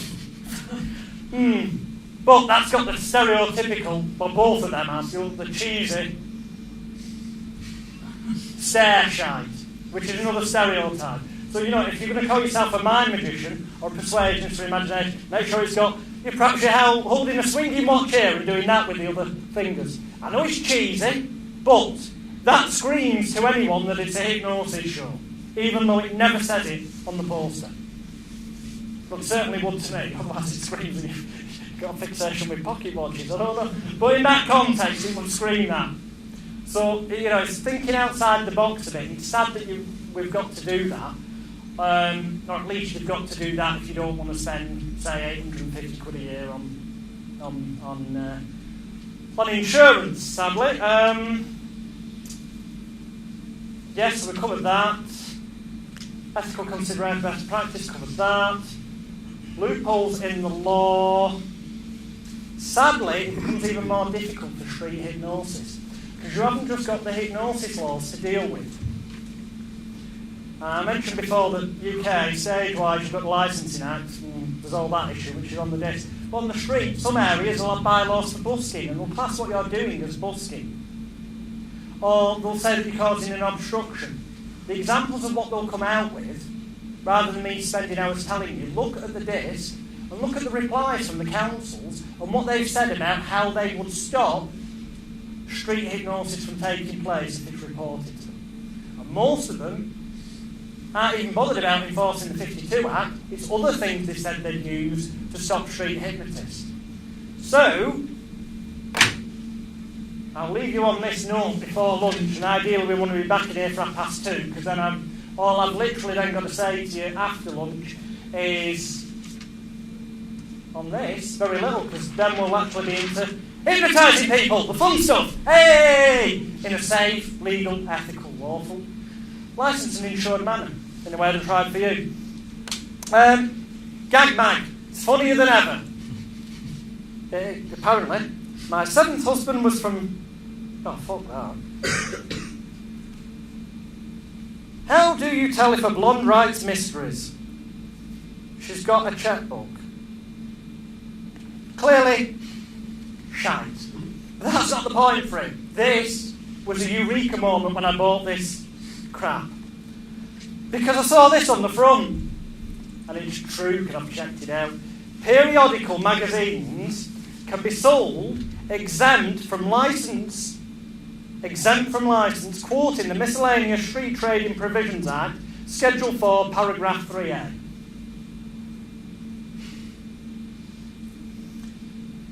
So you don't need a license to sell the big issue, you don't need a license to sell newspapers, you don't need a license to sell the gag man. Periodical, as long as it comes out at least quarterly, that's 4 times a year, it's a periodical. So just imagine this scenario. Well, imagine number 1, that you go to ulc.org, and online you become an ordained reverend of the Universal Life Church. It's free of charge to do so. And it's legal. You can then conduct all religious ceremonies, except for bar mitzvahs and circumcisions. I can quite understand why. But you can actually conduct, in America, these things. But it's legal for you to call yourself reverend in England. Let's just say then you go down the Universal Life Church route of spending about a couple of $100 on setting up a church of hypnosis. Let's just say. Right? Imaginary, obviously. But let's say you did, which you can, and it's legal, and it's classed as a religious institution.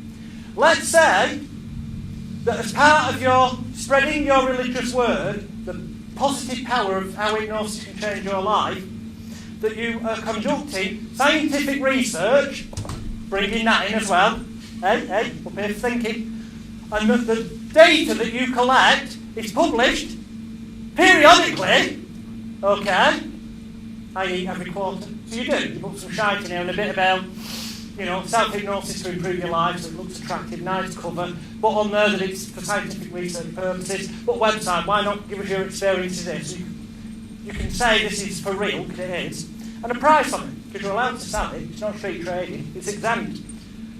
Now you may choose to give it away. You may choose to be just a prop, to make it legal for you to be stood on the street pretty much anywhere, and informing people about your magazine. And the religious element of it being for scientific research, combined with your freedom of religion under the Human Rights Act, arguably, you can pretty much go wherever you want and do pretty much whatever you want, as long as obviously you do not cause anyone any harm, loss, or damage as per common law, which brings us back to where we started at the beginning of the day, and obviously that even if you were doing that, you were by health and safety, best practice and common sense to make sure the person doesn't get hurt. And you could arguably, make money from selling the bloody things if they're impressed by what you've just done, and you go, so it makes you a profit, because there's contacts for printing firms on there, dead cheap, they'll cost you about, but something like that, you get it done for less than 10p in bulk. Put £3 on the cover and go, oh, just give us a quid, it'll help you stop smoking. You can make money from that, but more importantly, it'll have your adverts galore in it, won't it, for your therapy, everything you do as well. So that could bring you clients for paid shows, and for therapy clients. Simple idea like that, A, makes what you're doing more legal and lawful, and B, means that you suddenly can make money from street hypnosis, not just be a wanker massaging the fucking top of the street ego. Actually create clients for your therapy. Actually make sure they've got the takeaway, and give yourself a good arguable legal defence that can apply pretty much anywhere in the world, because as an ordained reverend, it does apply beautiful in America. What I'm saying is you can combine all these elements together, and you can even go to the extreme of doing your shawl, where in the small print it says presented by bloody, it's got that little star at the bottom, Johnson Rawley is representing the Universal Life Church. Visit here for details. Ultimately, it's going to be your decision. But with what I've told you, what's on the disc for you to go into more depth, and if you're in different countries to clarify it to you, that decision is one that will now be informed and in a manner where you can do it legally and lawfully. Thank you for your time and attention. Enjoy lunch. See you at 2:30, and then we'll be throwing people around and stuff. The fun stuff. Thanks for listening.